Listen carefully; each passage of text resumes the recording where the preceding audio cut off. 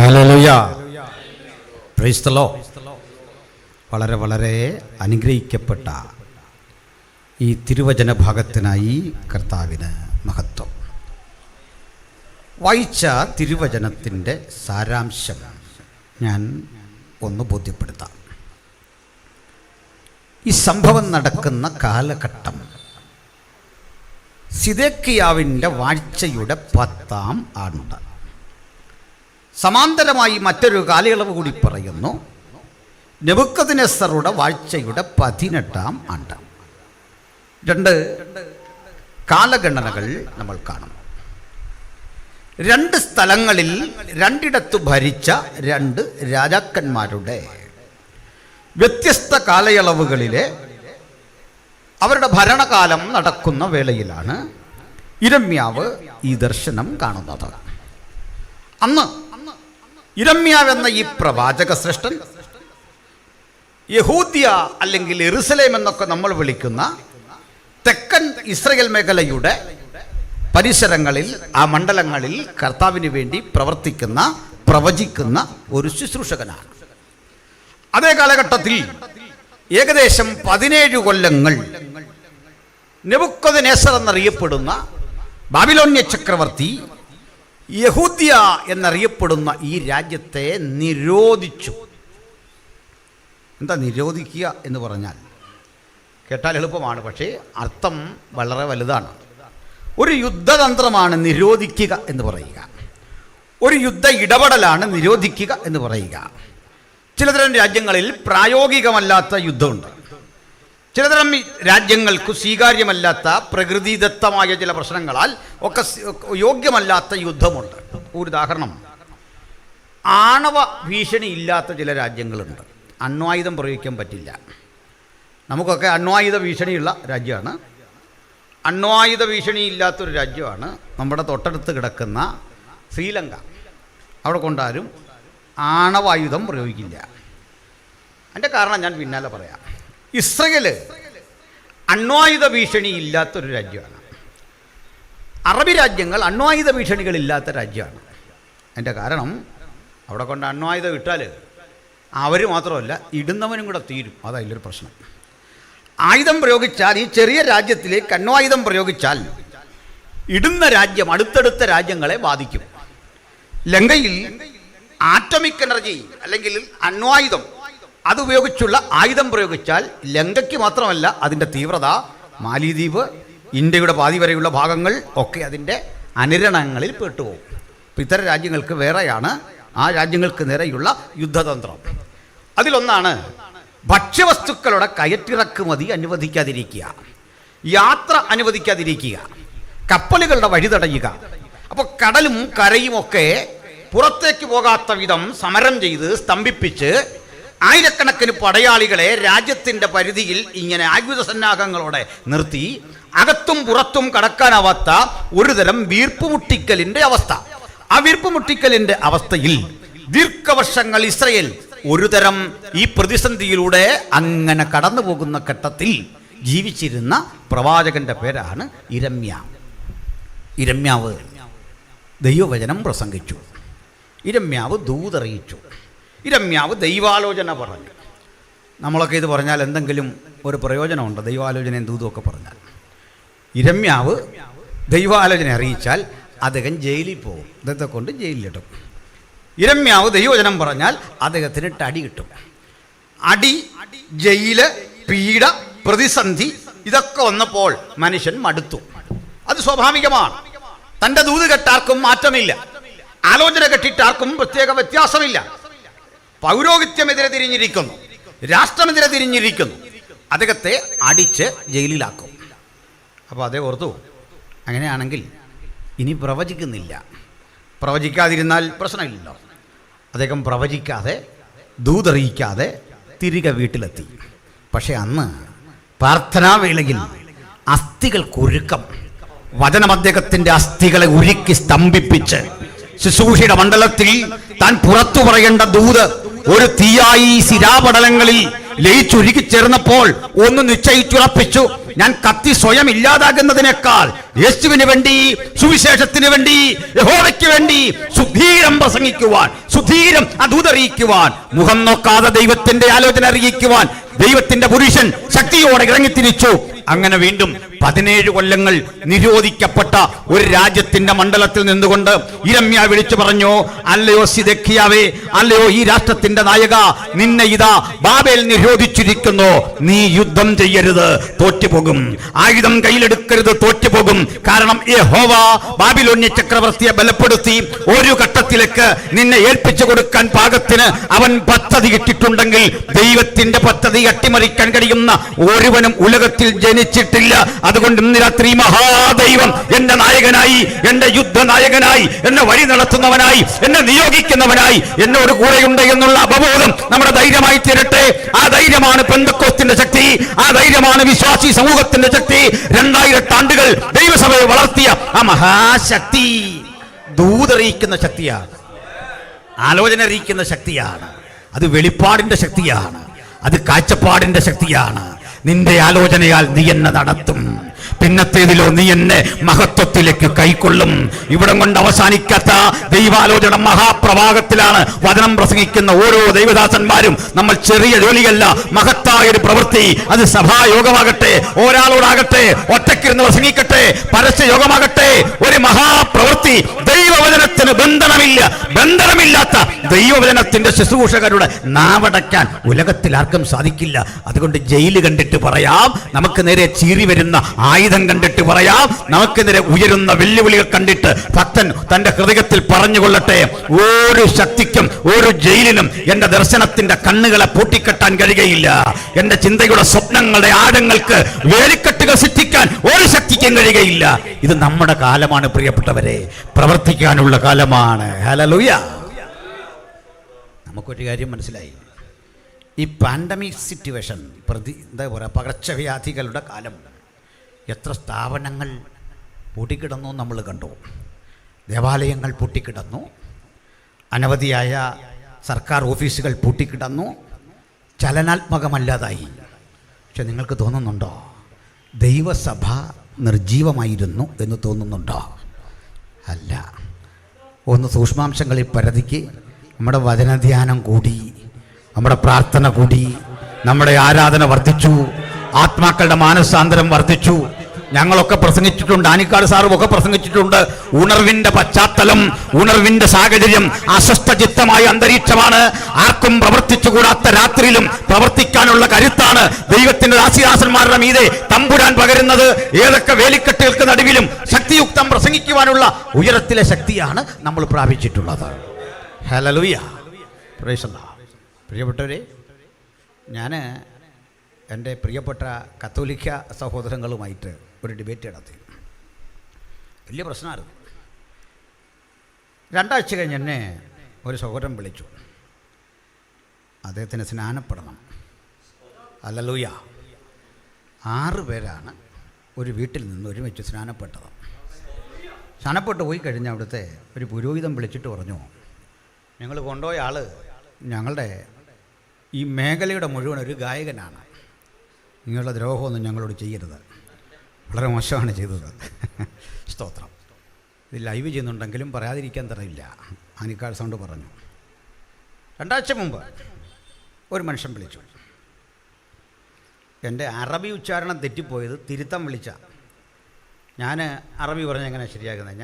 എനിക്കറിയാവുന്നൊരു ഭാഷ മലയാളമാണ്. അത് തന്നെ തക്ക സമയത്ത് ചില പദങ്ങൾ കിട്ടൂല. എൻ്റെ കാരണം ഞാൻ പറയാറുണ്ട്, ഞാൻ ഈ പൂഞ്ഞാർ മണ്ഡലത്തിലൊരു വോട്ടറാണ്. PC ജോർജാണ് ഞങ്ങളുടെ MLA.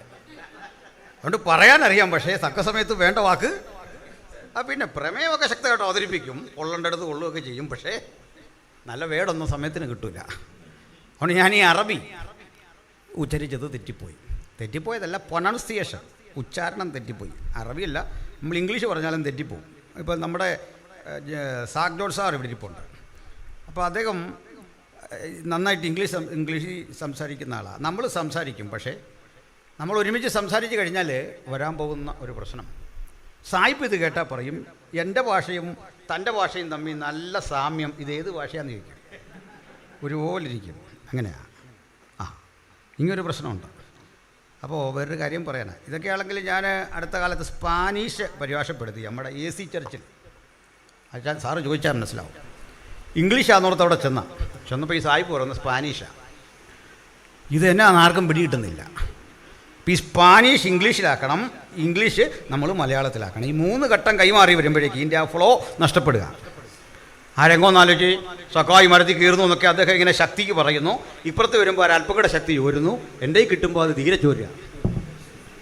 അപ്പോൾ ഞാൻ ഒരു തവണ കഴിഞ്ഞ് പറഞ്ഞു, ഇനിയിപ്പോൾ ഈ ഇടനില വേണ്ട.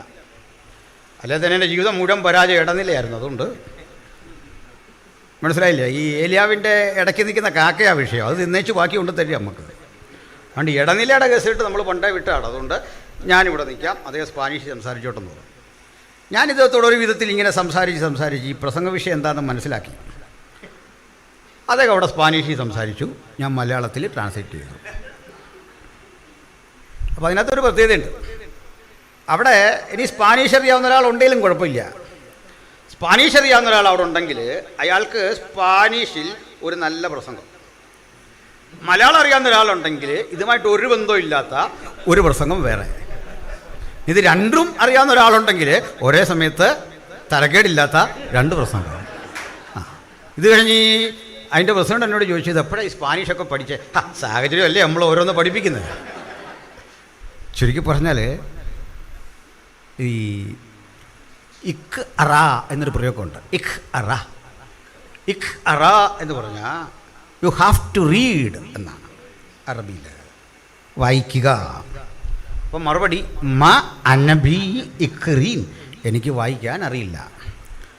അപ്പോൾ എൻ്റെ അറബി കേട്ടിട്ട് ഒരു അറബി മാഷ് വിളിച്ചിട്ട് പറഞ്ഞു, ബ്രദറിൻ്റെ അറബി ഞാൻ ഉച്ചാരണം ശരിയാക്കി തരാം, അതിന് ബുദ്ധിമുട്ടുണ്ടോ എന്ന് ചോദിച്ചു. ഞാൻ പറഞ്ഞു അതിന് ബുദ്ധിമുട്ടില്ല. അദ്ദേഹം കുറേ കാര്യങ്ങളെല്ലാം ഇങ്ങനെ പറഞ്ഞു. എന്നിട്ട് പറഞ്ഞു, ഞാൻ ബ്രദറിൻ്റെ ഈ വീഡിയോ ഒക്കെ കേട്ടിട്ട് എനിക്ക് വല്ലാത്തൊരു വിഷമമായിരുന്നു. അങ്ങനെ കുറേ കേട്ടപ്പോൾ 17 വർഷം സൗദി അറേബ്യയിൽ ആൾ അറബി പ്രൊഫസറായിരുന്നു. അത് മാസ്റ്റർ ഡിഗ്രി ഒക്കെ കഴിഞ്ഞുള്ള അതാണ്, ചുമ്മാ ആളല്ല, അറബി ലിറ്ററേച്ചറാണ്. അത് ഞാൻ മദ്രാസിലായിരുന്നു. അപ്പോൾ ഡയാലിസിസ് ഒക്കെ ചെയ്ത് വീട്ടിൽ കഴിയുക, പ്രായമുണ്ട്. ഇതിന് ശേഷം ഞാൻ പോയിട്ട് വീണ്ടും എൻ്റെ മതഗ്രന്ഥങ്ങളും ഒക്കെ എടുത്തൊന്ന് പഠിച്ചിട്ട് ആ പഴയ വിശ്വാസം കിട്ടുന്നില്ല. എൻ്റെ വിശ്വാസത്തിൻ്റെ ശക്തി ചോരുന്ന പോലെ ഒരു അവിശ്വാസം കയറി വരിക. നടന്ന സംഭവം ഞാൻ വൈഫിനെ കേൾപ്പിച്ചു. ലോകത്താരും വിശ്വസിച്ചാലും നമ്മുടെ പെണ്ണുങ്ങളാണ് വിശ്വസിക്കാത്തത്. ഒരു വേറെ ദൂതൊക്കെ വിശ്വസിക്കും, നമ്മൾ പറഞ്ഞാൽ വലിയ അവിശ്വാസമാണ്. അപ്പോൾ അതുകൊണ്ട് ഞാൻ ഈ ഫോൺ കേൾപ്പിച്ചു. അദ്ദേഹം പറയാം, ബ്രദറെ ഞാൻ ഇന്നലെ വൈകിട്ട് ജീസസിനോട് പ്രാർത്ഥിച്ചു. Praise the Lord. ജീസസ് എനിക്ക് വലിയ സൗഖ്യം ശരീരത്തിന് തന്നു. അതുകൊണ്ട് ഇങ്ങനെ ഒത്തിരി രഹസ്യ ക്രൈസ്തവരെ കർത്താവ് തന്നുകൊണ്ടിരിക്കുകയാണ്. അനേക അരിമത്തയിലെ യോസേഫും നിക്കോദിമോസും പിറവി കൊള്ളുകയാണ് നമുക്ക്. ഈ പാൻഡമിക് കാലത്തെ പ്രത്യേകതയാന്ന് പറയാനാവുന്നത്. ഹല്ലേലൂയ. അപ്പോൾ ഈ പാൻഡമിക് കാലത്ത് പകർച്ചവ്യാധികൾ കൊണ്ട് നിരോധനം ഏർപ്പെടുത്തിയ ഈ കാലത്ത് നമുക്ക് പ്രവർത്തിക്കാൻ ഒരു ബന്ധനവുമില്ല. പ്രവർത്തിച്ചോണം, ശക്തിയോടെ പ്രവർത്തിച്ചോണം ദൈവത്തിൻ്റെ മക്കൾ. ഹല്ലേലൂയ. അപ്പോൾ ഇരമ്യാവിലേക്ക് വരാം. അപ്പോൾ ഇരമ്യാവ് ജീവിച്ചിരുന്ന കാലത്തെ പ്രതിസന്ധി മനസ്സിലായോ? തെക്കേ രാജ്യമെന്നറിയപ്പെടുന്ന യഹൂദ്യ ഭരിച്ച സിദെക്കിയാവ് യഹൂദ്യ ഭരിക്കുമ്പോൾ നെബൂഖദ്നേസർ എന്ന അയൽ രാജ്യത്തിലെ ചക്രവർത്തി ഈ രാജ്യത്തെ നിരോധിച്ചു. നിരോധനം നേരിടാൻ യുദ്ധസാമഗ്രികൾ തയ്യാറാക്കി പ്രതിരോധിക്കാൻ ഒരുമ്പെടുമ്പോൾ ഇരമ്യാവ് പറഞ്ഞു, പോകരുത്, തോറ്റുപോകും. തയ്യാറെടുക്കരുത്, തോറ്റുപോകും. തോൽക്കുമെന്ന് ഉറപ്പുണ്ടെങ്കിൽ യുദ്ധത്തിന് പോകരുത്. സ്തോത്രം. അപ്പോൾ ഇത് കേട്ടിട്ട് സിദെക്കിയാവിന് വിശ്വാസം വന്നില്ല. അയാൾ ഇരമ്യാവെ ജയിലിലാക്കി. കാവൽപുരമുറ്റത്ത് ജയിൽ സജ്ജീകരിച്ച് അവിടെയാക്കി. ഇരമ്യാവ് ദൂത് പറഞ്ഞു, ഈ നാട് പിടിക്കപ്പെടും, ഈ ദേശം പിടിക്കപ്പെടും. പുരോഹിതന്മാർ കയ്യാമം വെച്ച് ചാട്ടവാറിന് അടിയേറ്റു വാങ്ങി തെരുവീതിയിലൂടെ യാത്ര ചെയ്യേണ്ടി വരും. ബാബിലോണിന്റെ മണ്ഡലത്തിലേക്ക് തോറ്റു തുന്നം പാടിയ ഒരു വിലാപത്തിന്റെ ശബ്ദത്തോടെ നിങ്ങൾ തിരിച്ചു പോകേണ്ടി വരും. 14 തലമുറകൾക്കപ്പുറത്ത് ഊരിന്റെ പട്ടണത്തിൽ നിന്ന് വിശ്വാസത്താൽ യാത്ര തിരിച്ച അബ്രഹാമിന്റെ ചെറുമക്കൾ ജയാളിയായി അബ്രഹാം എന്ന വഴിത്താറയിലൂടെ കണ്ണുനീർ വാരികറിഞ്ഞുകൊണ്ട് മടങ്ങിപ്പോകുന്ന ഒരു കാലം വരും. അങ്ങനെ വിലാപത്തിന്റെ പ്രവാചകൻ സംഭവിക്കാൻ പോകുന്ന ഒരു യാഥാർത്ഥ്യം ദൂതായിട്ട് അറിയിച്ചപ്പോൾ പുരോഹിതന് വിശ്വാസമില്ല, രാജാവിന് വിശ്വാസമില്ല, ജനശ്രേഷ്ഠന്മാർക്ക് വിശ്വാസമില്ല. അവിശ്വാസത്തിന്റെ ശക്തി അവിടെ വ്യാപരിക്കുമ്പോഴും ദൂതറിയിച്ച പ്രവാചകൻ കാലത്തെ അതിജീവിച്ച് ഇന്ന് രാത്രി നമ്മൾ ഇത് ചർച്ച ചെയ്യുമ്പോൾ ദൈവജനത്തിന്റെ ശക്തി ദൈവമക്കൾ തിരിച്ചറിയണം. കാലമെത്ര കഴിഞ്ഞാലും ദൂതറിയിച്ചതൊന്നും നിഷ്ഫലമായി പോകാത്ത വിധം ഇത് സ്വർഗത്തിൽ സ്ഥിരപ്പെട്ട വചനമാണ്. മാനുഷിക കരങ്ങൾ കൊണ്ട് തിരുത്താനാവാത്ത, മാനുഷിക ശബ്ദങ്ങൾ കൊണ്ട് മാറ്റിമറിക്കാനാവാത്ത അജയ്യമായ ആലോചനയാണ്. ഹല്ലേലൂയ. അവിടുന്ന്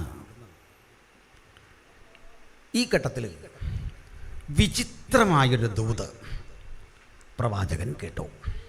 ആലോചന അവനോട് തന്നെയുള്ള ആലോചനയാണ്. എന്താണെന്നറിയണ്ടേ? മകനെ, നിന്റെ ഇളയപ്പനായ ഹനമയേലിൻ്റെ മകൻ, ശല്ലൂമിൻ്റെ മകൻ ഹനമയേൽ നിന്റെ അടുക്കൽ വരും. അതായത് ഇളയപ്പൻ്റെ മകൻ. അത് ദിവാസനും ഹാറും ഒക്കെ വായിച്ചപ്പോൾ ഇളയപ്പൻ എന്ന് പറയാൻ ഇച്ചിരി വിഷമിക്കുന്നുണ്ട്. അല്ലെങ്കിൽ ഈ ബന്ധങ്ങൾ വലിയൊരു പ്രശ്നം തന്നെയാണ്. അപ്പോൾ കണ്ണ് കാണാത്തതോ വെട്ടമില്ലാത്തതോ വായിക്കാൻ അറിയാത്തിട്ടോ അല്ല, പിന്നെന്താ, ചില സ്ഥലങ്ങളിൽ വരുമ്പോൾ വല്ലാതെ ചടങ്ങ്. അതുകൊണ്ട് പറഞ്ഞാണ് ഇതങ്ങ് മാറ്റിക്കോ, വേണ്ട.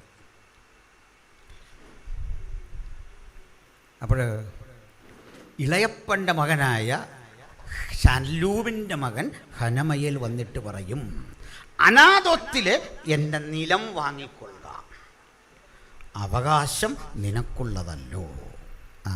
അങ്ങനൊരു കാര്യമുണ്ട്. ഒരു യഹൂദൻ തൻ്റെ പുരയിടം വിൽക്കുന്നെങ്കിൽ, തൻ്റെ വസ്തു വിൽക്കുന്നെങ്കിൽ അതിനൊരു നിർണയിച്ച വിലയുണ്ട്. അല്ല ബാർഗൈനിങ് ഒന്നും പറ്റുകയില്ല. ആ വില കൊടുത്താൽ മതി, നിർണയിച്ച വില. ആ വില കൊടുത്ത് ആ സ്ഥലം വാങ്ങുവാൻ തൻ്റെ സഹോദരീ സഹോദരന്മാരിൽ ആരെങ്കിലും ഉണ്ടോ എന്നാദ്യം പരിശോധിക്കും. അവർക്ക് കഴിയുന്നില്ലെങ്കിൽ കസിൻസ് മതി. ബന്ധുക്കളിൽ ആരെങ്കിലും ഉണ്ടോ എന്ന് പരിശോധിക്കും. ബന്ധുക്കളിൽ ആരും വാങ്ങാനില്ലെങ്കിൽ ആ ഗോത്രത്തിൽപ്പെട്ടവനുണ്ടോ എന്ന് നോക്കും. അതും ഇല്ലെങ്കിൽ ഏതെങ്കിലും യഹൂദാ ഗോത്രത്തിൽപ്പെട്ടവനുണ്ടോ നോക്കും. അതുമില്ലെങ്കിൽ അന്യന് സ്ഥലം കൈമാറും. ഈ അവകാശം പോകരുത്. അതുകൊണ്ട് ആദ്യത്തെ മര്യാദ അനുസരിച്ച് അനാഥത്തിലെ നിലം എൻ്റെ പക്കൽ നിന്ന് വാങ്ങണം എന്ന് പറഞ്ഞ് ശല്ലൂമിൻ്റെ മകനായ ഹനമയേൽ വന്നിട്ട് പറയുക, നീ വാങ്ങണമെന്ന് നിന്റെ അനുജൻ്റെ, അപ്പൻ്റെ അനുജൻ്റെ മകൻ, നിന്റെ സഹോദരൻ വന്ന് നിന്നോട് പറയും, ഇത് വാങ്ങണമേ. അപ്പോൾ നീ വാങ്ങണം. ഇതാണ് ദൂത്. അതെന്ത് ഏർപ്പാടാ? ഞാൻ ഇന്നലെയാ പറഞ്ഞു ഇതെല്ലാം തകരാൻ പോവാ, ബാബിലോൺ വന്ന് പിടിക്കാൻ പോവാ, ശത്രു കൊണ്ടുപോകാൻ പോവാ, യുദ്ധത്തിന് പോകരുത്, നമ്മൾ പിടിക്കപ്പെടും, പുരോഹിതന്മാരുടെ കയ്യിൽ ചങ്ങല ധരിപ്പിക്കും, അടി കിട്ടും, നമ്മളെ കൊണ്ട് അടിമകളുടെ നാട്ടിലേക്ക് ബാബിലോണിലേക്ക് ക്രൂരമായിക്കൊണ്ടിട്ട് പീഡിപ്പിക്കും, നമ്മൾ ആ വിധത്തിൽ നമ്മുടെ തലമുറകൾ അവിടെ കിടന്ന ദീർഘവർഷങ്ങൾ തന്നെ പടവരുതേണ്ടി വരും. അങ്ങനെയുള്ള ഒരു ദൂതറിയിച്ച എന്നോട് പറയുക, ഇവിടെ സ്ഥലം മേടിക്കാം. നിങ്ങളൊന്ന് ആലോചിച്ച് നോക്കി. ചില സ്ഥലങ്ങൾ കൊള്ളത്തില്ലെന്ന് കണ്ടാൽ അത് ചില ആളുകൾ പെട്ടെന്ന് വിൽക്കും. അങ്ങനെയാണ്. റോഡിന് വീതി കുട്ടിയൊക്കെ വരണമെന്നുണ്ടെങ്കിൽ പെട്ടെന്ന് വിൽക്കും. എൻ്റെ വീടിൻ്റെ അടുത്ത് ഒരു ഇടുങ്ങിയ വഴിയായിരുന്നു. അപ്പോൾ ആ സൈഡിലോട്ട് ഇങ്ങനെ നിൽക്കുന്ന കടകളും ഒക്കെ പൊളിക്കാൻ വേണ്ടി ഒരു പദ്ധതി കിട്ടും. അപ്പോൾ ആ പൊളിക്കുന്ന കടയ്ക്ക് കാശ് കിട്ടും. അപ്പോൾ നാട്ടിലൊരു മാന്യനയച്ചാൻ എന്തെന്ന് വെച്ചാൽ ഈ പൊളിക്കുന്ന കാശ് കിട്ടാൻ വേണ്ടി പെട്ടെന്ന് വീടങ്ങ് പണിതു, കട. അതിന് മുള വെട്ടി വാർത്ത്, കമ്പിയിടാതെ മുള വെട്ടി മണ്ടയെല്ലാം വാർത്ത് ഇതിങ്ങനെ തള്ളി നീക്കി അടിച്ച് പൊളിച്ച് കഴിഞ്ഞാൽ ഈ ക്യാഷ് കിട്ടും. അല്ല, ബിരുദന്മാരായ പിള്ളേരുണ്ടായിരുന്നു. ഇവരെന്തെന്ന് വെച്ചാൽ ഈ സ്ഥലം എടുത്തില്ല, അങ്ങേ സൈഡ് അങ്ങ് എടുത്ത് ചുമ്മാ കളിപ്പിക്കാൻ നോക്കി ഇങ്ങനെയൊക്കെ പണി കിട്ടും. അതായി പറഞ്ഞു. അപ്പോൾ പിന്നെ പുള്ളി തന്നെ അത് പൊളിച്ച് കളയേണ്ടി വന്നു. അങ്ങനെയാണ്. വയ്യാവേലി ഉണ്ടാക്കി വെച്ചാൽ ചില സാധനം നമ്മൾ ഉണ്ടാക്കി വെക്കുന്ന ഇത് ഏതാണ്ട് പ്രതിഫലം കിട്ടുമെന്നത് കിട്ടുന്ന നമ്മുടെ തലമണ്ട വീഴും, സൂക്ഷിച്ചില്ലെങ്കിൽ അതാ പ്രശ്നം. നമ്മുടെ മണ്ട തന്നെ വീഴും. കാരണം ഇത് മുളയിലാണ് പണിതിരിക്കുന്നതാ. പച്ചമുളയ്ക്ക് വാർത്ത കാര്യം നടക്കും. 10 മിനിറ്റ് നേരത്തേക്ക് നിൽക്കുള്ളൂ. പോട്ടെ. അപ്പോൾ ദൂത് പറഞ്ഞു ഈ നാട്ടിലൊന്നും വിജയിക്കില്ല, ഇവിടെ ഒന്നും നടക്കുകയില്ല. അവനോട് പറയുക, പിറ്റേന്ന് നീ അവിടെ തന്നെ സ്ഥലം വാങ്ങണം. അവിടെ തന്നെ സ്ഥലം വാങ്ങി അത് തൂക്കിക്കൂട്ടണം വില. തൊട്ടടുത്ത ദിവസം ഹനമയേൽ വന്നു. കഴിഞ്ഞ രാത്രി ആലോചന കിട്ടി, നിന്റെ ഇളയപ്പൻ്റെ മകൻ അവിടെ വരും. ഇന്ന് ആലോചന കിട്ടി. അവിടേക്ക് അവൻ വന്നു. എന്നിട്ട് പറഞ്ഞു, സഹോദരാ, അനാഥത്തിലെ എൻ്റെ നിലം വാങ്ങണം. അവകാശം നിനക്കുള്ളതല്ലോ. അവനോട് ചോദിച്ചു, വില എന്താകും? അതിനെഴുതിക്കുക, ന്യായവും പതിവുമനുസരിച്ച് 17 ശേക്കൽ വെള്ളി തൂക്കിക്കൊടുത്ത് ആധാരങ്ങളെ എഴുതി മുദ്ര വെച്ചു, ഒപ്പിടിവിച്ചു, സാക്ഷികളെ വരുത്തി, അവിടെ നിന്ന് ആളുകളെയൊക്കെ വരുത്തി. ഈ ആധാരം ചുരുട്ടി ഭദ്രമാക്കി. അവരൊക്കെ നാട്ടിൽ 2 ആധാരമുണ്ട് ഒരു ഭൂമിക്ക്. 2 പേരുടെ പേരിലല്ല, ഒരാളുടെ പേരില്ല. അത് പറയാൻ ഒത്തിരി നേരം വേണം, ഞാൻ വിശദീകരിക്കുന്നില്ല. ഇത് മുളന്തണ്ടിലോ മൺഭരണിയിലോ സൂക്ഷിച്ച് അടച്ച് സീൽ ചെയ്ത് വെക്കുക. ഒന്ന്, അത് തുറക്കില്ല. ഈ ആധാരം തുറക്കുന്നത് നിർണായക ഘട്ടത്തിലാണ്. നിർണായക ഘട്ടത്തിൽ, അവകാശ തർക്കം ഉറ്റി നിൽക്കുന്ന ഘട്ടത്തിൽ ഈ ആധാരം തുറക്കും. ആധാരം തുറക്കുന്നത് ഭീതിജനകമായൊരു ഓർമ്മയാ. ഇതിനാ വെളിപ്പാടത്തിൽ പറഞ്ഞത്, പുസ്തകം തുറക്കാനും മുദ്ര ഭേദിക്കാനും യോഗ്യനായി ഞാൻ ആരെയും കണ്ടില്ല. മനുഷ്യശാഖയ്ക്ക് ഭവിക്കാനിരിക്കുന്ന ജീവിത വിപത്തുകളെക്കുറിച്ച് എഴുതി വെച്ച ഈ ഗ്രന്ഥച്ചുരുൾ ഭേദിക്കാൻ യോഗ്യനായി കാണാതിരിക്കെ ഇതാ ഒരുവൻ പറയാ, കരയണ്ട, ഇസ്രയേൽ ഗോത്രത്തിന്റെ യഹൂദാ ഗോത്രത്തിന്റെ സിംഹമായവൻ, ദാവീദിന്റെ വേരായവൻ പുസ്തകവും അതിലെ മുദ്രയും ഭേദിപ്പാൻ ജയം പ്രാപിച്ചിരിക്കുന്നു. അതിന്റെ അർത്ഥം അടച്ചുവെച്ച ആധാരം തുറക്കാൻ പാടില്ല, അധികാരമുള്ളവനെ പറ്റൂ. അതാ യിരെമ്യാവ് ഇത് സജ്ജീകരിച്ചിട്ട് ഈ തുറന്ന ആധാരം രണ്ടും ബാരൂക്കിൻ്റെ കയ്യിൽ കൊടുത്തു. ഈ ബാരൂക്ക് രായസക്കാരനാണ്. എന്താ രായസക്കാരനെന്ന് പറഞ്ഞാൽ മനസ്സിലായോ? ഞങ്ങളുടെ അമ്മയുടെ അടുത്ത് വന്നിട്ടൊരു പയ്യൻ പറഞ്ഞു, ഒരു ആളിനെ പരിചയപ്പെടുത്തി വഴിക്ക് പറഞ്ഞു, ബോസ് കുട്ടി MDUകാരൻ അമ്മച്ചിക്ക് അറിയാമെന്ന് ചോദിച്ചു. അമ്മച്ചി പറഞ്ഞു, എവിടെ? അവനെ മുക്കുടക്കാരനാണ്. ഞാനവനെ ചെറുപ്പം മുതലേ അറിയുന്നില്ല. ഞങ്ങളുടെ അമ്മയോട് ഒന്നോട് പറയാ, ബോസ് കുട്ടി MDUകാരനാണ്. അമ്മ പറഞ്ഞു, ഞാനവനെ ചെറുപ്പം മുതലേ അറിയുന്നത്, അവൻ ഈ മുക്കുടക്കാരനാണ് എന്ന് പറഞ്ഞിട്ട് രായസക്കാരൻ മനസ്സിലായി. മലയാളമാണ് അർത്ഥം. ഈ പകർത്തി എഴുതുക, ക്ലാർക്കാ, പ്രൈവറ്റ് സെക്രട്ടറി, പറയുന്ന കേട്ട് എഴുതുക, എഴുതാൻ വരിക. അദ്ദേഹത്തിൻ്റെ കയ്യിലേക്ക് ഇതെല്ലാം കൊടുത്തു. ഇസ്രയേലിൽ 3 തരം ആളുകളുണ്ട് ഈ ജോബ്. അതായത് ഒരുത്തനെ വേലക്കാരൻ എന്ന് പറയും, കൂലിക്കാരൻ എന്ന് പറയും, പിന്നെ ബാല്യക്കാരൻ. ഇങ്ങനെ 3 ടൈപ്പാണ്. വേലക്കാരനുണ്ട്, ബാല്യക്കാരനുണ്ട്, കൂലിക്കാരനുണ്ട്. കൂലിക്കാരൻ എന്ന് പറഞ്ഞാൽ ഡെയിലി വേജസാണ്. തൊഴിലുറപ്പെന്നൊക്കെ നമ്മൾ പറയുമല്ലോ. 6 മണി നേരത്തും 3 മണി നേരത്തും 9 മണി നേരത്തും വന്നിട്ട് കൂലി ഒരുപോലെ. അതാണ് കൂലിക്കാരൻ. വേലക്കാരനുണ്ട്, സാലറിയാണ്, മാസശമ്പളം.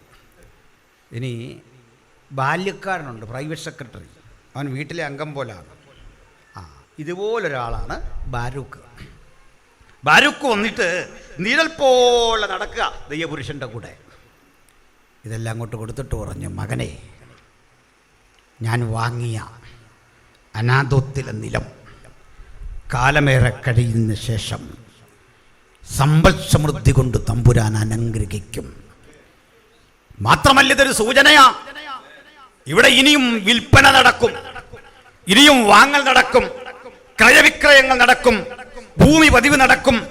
മനുഷ്യജീവിതം പഴയതുപോലെ വീണ്ടും പവിത്രമാക്കി മാറ്റിക്കൊണ്ട്, സുസജ്ജമാക്കി മാറ്റിക്കൊണ്ട്, നഷ്ടപ്പെട്ടു പോയ മണ്ഡലങ്ങളിൽ നിന്ന് ഒരു പുനരുദ്ധാരണത്തിന്റെ ഘട്ടം വരും എന്ന് പറഞ്ഞ് അഡ്വാൻസായി ഈ ദുരന്ത ഭൂമിയിൽ സ്ഥലം വാങ്ങാൻ തന്റെ മകനോട് ദൈവം കൊടുത്ത ആലോചനയുടെ കാരണമെന്ത്?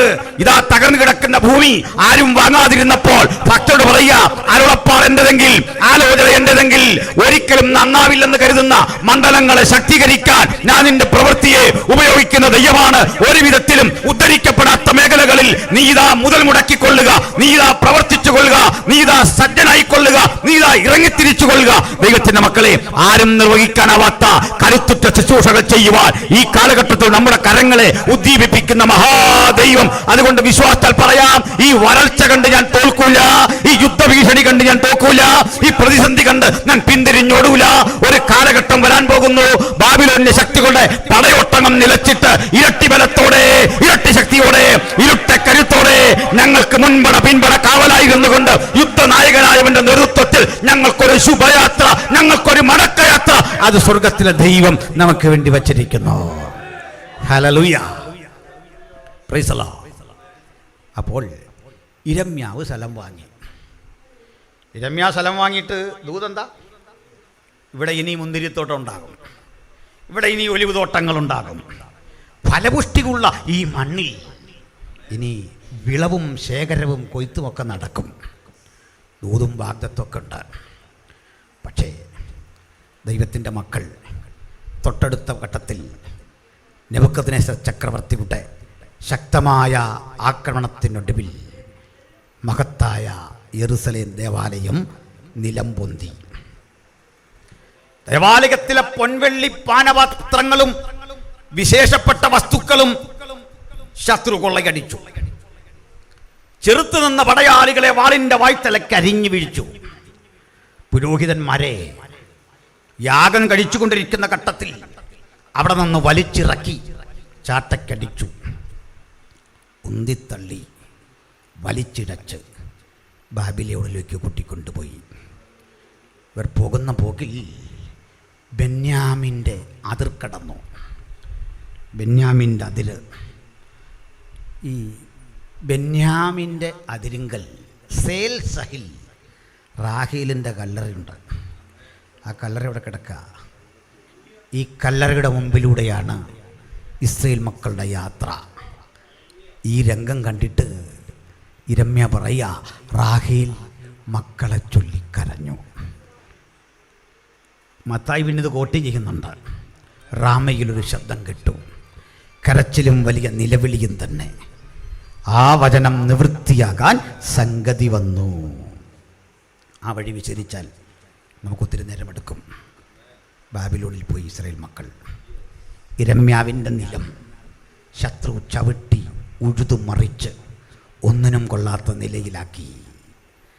ആഴ്ചകൾക്കപ്പുറത്ത് ദൈവാലോചന കെട്ട് വാങ്ങിയ ഭൂമിയാ, ദൂത് കെട്ടിറങ്ങിത്തിരിച്ചതാ, ആലോചന കെട്ടിറങ്ങിത്തിരിച്ചതാ. പക്ഷെ ഇപ്പോൾ സംഭവിച്ചിരിക്കുന്നത്, ശത്രു ഇതാ ഇതുവഴി തേരോടിക്കുന്നു.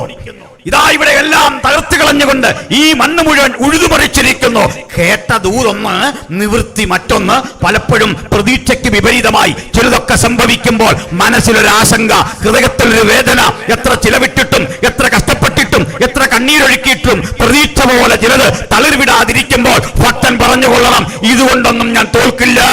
അറിയിപ്പ് തന്നവൻ, ദൂത് തന്നവൻ, ആലോചന തന്നവൻ ഉയരത്തിൽ വസിക്കുന്നുണ്ടെങ്കിൽ അവന്റെ വാക്കാണ് എന്റെ ബലമെങ്കിൽ, അവിടുത്തെ ആലോചനയാണ് എന്റെ ശക്തിയെങ്കിൽ, ആ വാക്ക് കേട്ടാണ് ഞാനിത് വാങ്ങിയെങ്കിൽ, എന്റെ നഷ്ടങ്ങളെ, എന്റെ ദുഃഖങ്ങളെ, എന്റെ പരിമിതികളെ ഒക്കെ മാറ്റിക്കൊണ്ട് ഏറ്റവും മനോഹരമായ അവസ്ഥയിൽ ഈ നിലം ഒരിക്കൽ ഫലവത്താകുന്ന, സുദൃഢമാകുന്ന ഒരു കാഴ്ച കാണാൻ ഈ കണ്ണുകൾ ശക്തീകരിക്കുന്ന ഒരു ദൈവമുണ്ട്. വിശ്വസിച്ചാട്ട ദൈവത്തിന്റെ മക്കളെ, നിരാശയുടെ ഘട്ടങ്ങളെ താണ്ടി അതിജീവനത്തിന്റെ പോരാട്ടത്തിൽ ഒരു പുതിയ അധ്യായം കൂടി എഴുതിപ്പിടിപ്പിക്കാൻ കരയുന്ന പ്രവാചകന്റെ ഹൃദയത്തോട് തമ്പുരാൻ കൂടിയിരിക്കുന്നെങ്കിൽ, അവന്റെ ഉള്ളത്തിൽ ദൈവത്തിന്റെ ആലോചനയുണ്ടെങ്കിൽ, ഇവിടെ ഉഴുതുമറിച്ചത് കണ്ടൊന്നും അവന് വേദനയില്ല. ഒരു കൊല്ലല്ല, നീണ്ട 70 കൊല്ലം. നോക്കണേ, നമ്മൾ വേദപുസ്തക കണക്കനുസരിച്ച് ഒരു തലമുറ എന്ന് പറയുന്നത് 40 വർഷമാണ്. അതിനുശേഷം ഈ 30 കൊല്ലം കൂടെ 70 കൊല്ലം ഇസ്രായേൽ മക്കൾ ബാബിലോണ്യ അടിമനുഖത്തിൽ അതിദുഃഖിതരായ ജീവിത പ്രതിസന്ധിയിലൂടെ കടന്നുപോയി. ശദ്രക്ക്, മേശക്ക്, അബേദ്നെഗോമാരുണ്ട്. വേറൊരു കാര്യം കൂടെ, അന്ന് ജീവിച്ചിരുന്നൊരു പ്രവാചക ശ്രേഷ്ഠൻ്റെ പേരാ എസക്കിയേൽ. അദ്ദേഹം പുരോഹിതനാ. പക്ഷേ പുരോഹിതനായിരിക്കുന്ന ഒരാൾ ശത്രുവിൻ്റെ നാട്ടിൽ ചെന്നാൽ വല്ല റോളും ഉണ്ടോ? ഇപ്പോൾ ഞങ്ങൾ ദൈവാസന്മാരാണ്, നിങ്ങളടുത്ത് വരുമ്പോഴാണ് ഞങ്ങൾ ഈ ദൈവാസന്മാരാകും. ഞാൻ അതിന് പകരം ഇതുമായി ഒരു ബന്ധമില്ലാത്തൊരു രാജ്യത്ത് ചെന്നിട്ട് ഞാൻ സംസ്ഥാന പ്രസിഡൻ്റാണെന്ന് പറഞ്ഞിട്ട് കാര്യമുണ്ടോ?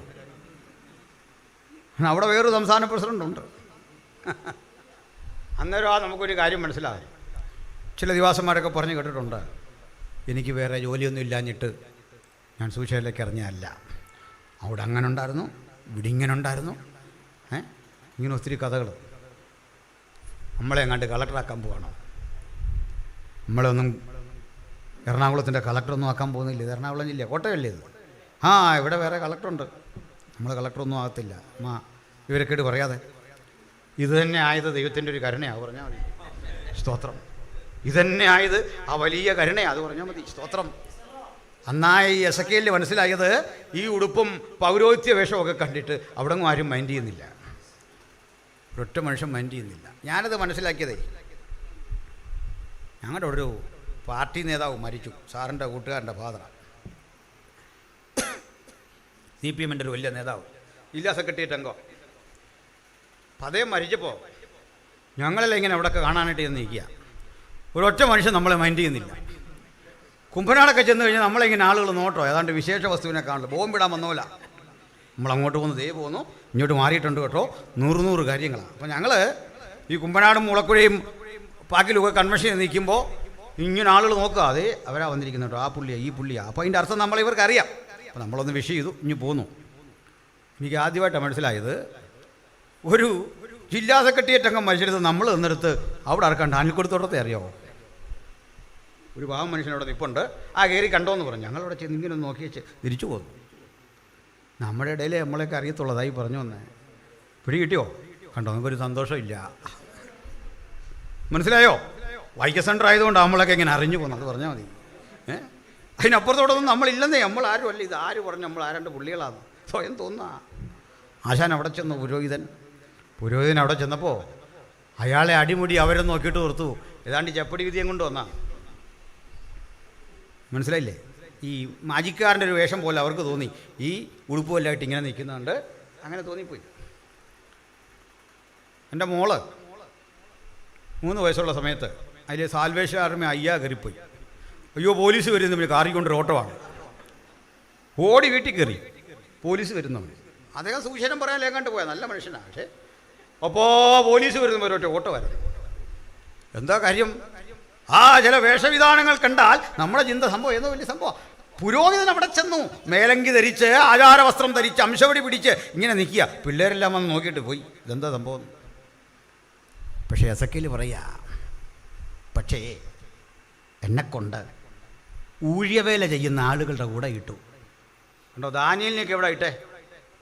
കൊട്ടാരത്തിനകത്ത് ജോലിക്ക്. അതാ വിദ്യാഭ്യാസം ഉണ്ടായിരുന്നു പിള്ളേർക്ക്, അവരെ അവിടെ എടുത്ത് ചൊല്ലുത്തും അറിയാവുന്നതിനെ എങ്ങോട്ട് വിട്ടു? കപ്പൈ കളയ്ക്കാൻ വിട്ടു, പൊക്കോളാൻ പറഞ്ഞു. പിടിയിട്ടോ? അല്ലാതെ നമ്മൾ ഈ ഡിപ്ലോമ കൊണ്ടൊന്നും കാര്യമില്ല, PD MGH ഒന്നും കാര്യമില്ല സാറേ. MGHും PD ഒക്കെ ഇവിടെയാണ്, വേറെ ആർക്കും അറിയത്തില്ല സംഭവം എന്നതാണ്. ചുരുക്കി പറഞ്ഞാൽ ജോലിക്ക് വിട്ടു. പ്രവാസികൾ ജോലി ചെയ്ത് മരിച്ചു വീഴുന്ന കാഴ്ച കണ്ടു. ഈ ശവങ്ങളെ യഹൂദൻ തന്നെ കാലിൽ തട്ടിക്കൊണ്ട് കത്തിച്ച് കളയാ, വേറെ വഴിയില്ല. ക്രൂരമായ കോൺസെൻട്രേഷൻ ക്യാമ്പുകൾ പണ്ട് ഹിറ്റ്ലർ ഒരുക്കിയില്ലേ, ഇതിന് സമാനമായ അന്തരീക്ഷം കണ്ടു. ആ അന്തരീക്ഷമൊക്കെ കണ്ടപ്പോഴാ പുരോഹിതന് മനസ്സിലായത്, ആലയത്തിൻ്റെ 4 ജോലികൾക്കുള്ളിലെ ധൂപക്കുറ്റിയുടെ വീശോ ഇസ്രയേലിന്റെ പാപം മോചിച്ചു എന്ന് പറയുന്ന അനായാസ പ്രസംഗമോ അല്ല ശുശ്രൂഷ.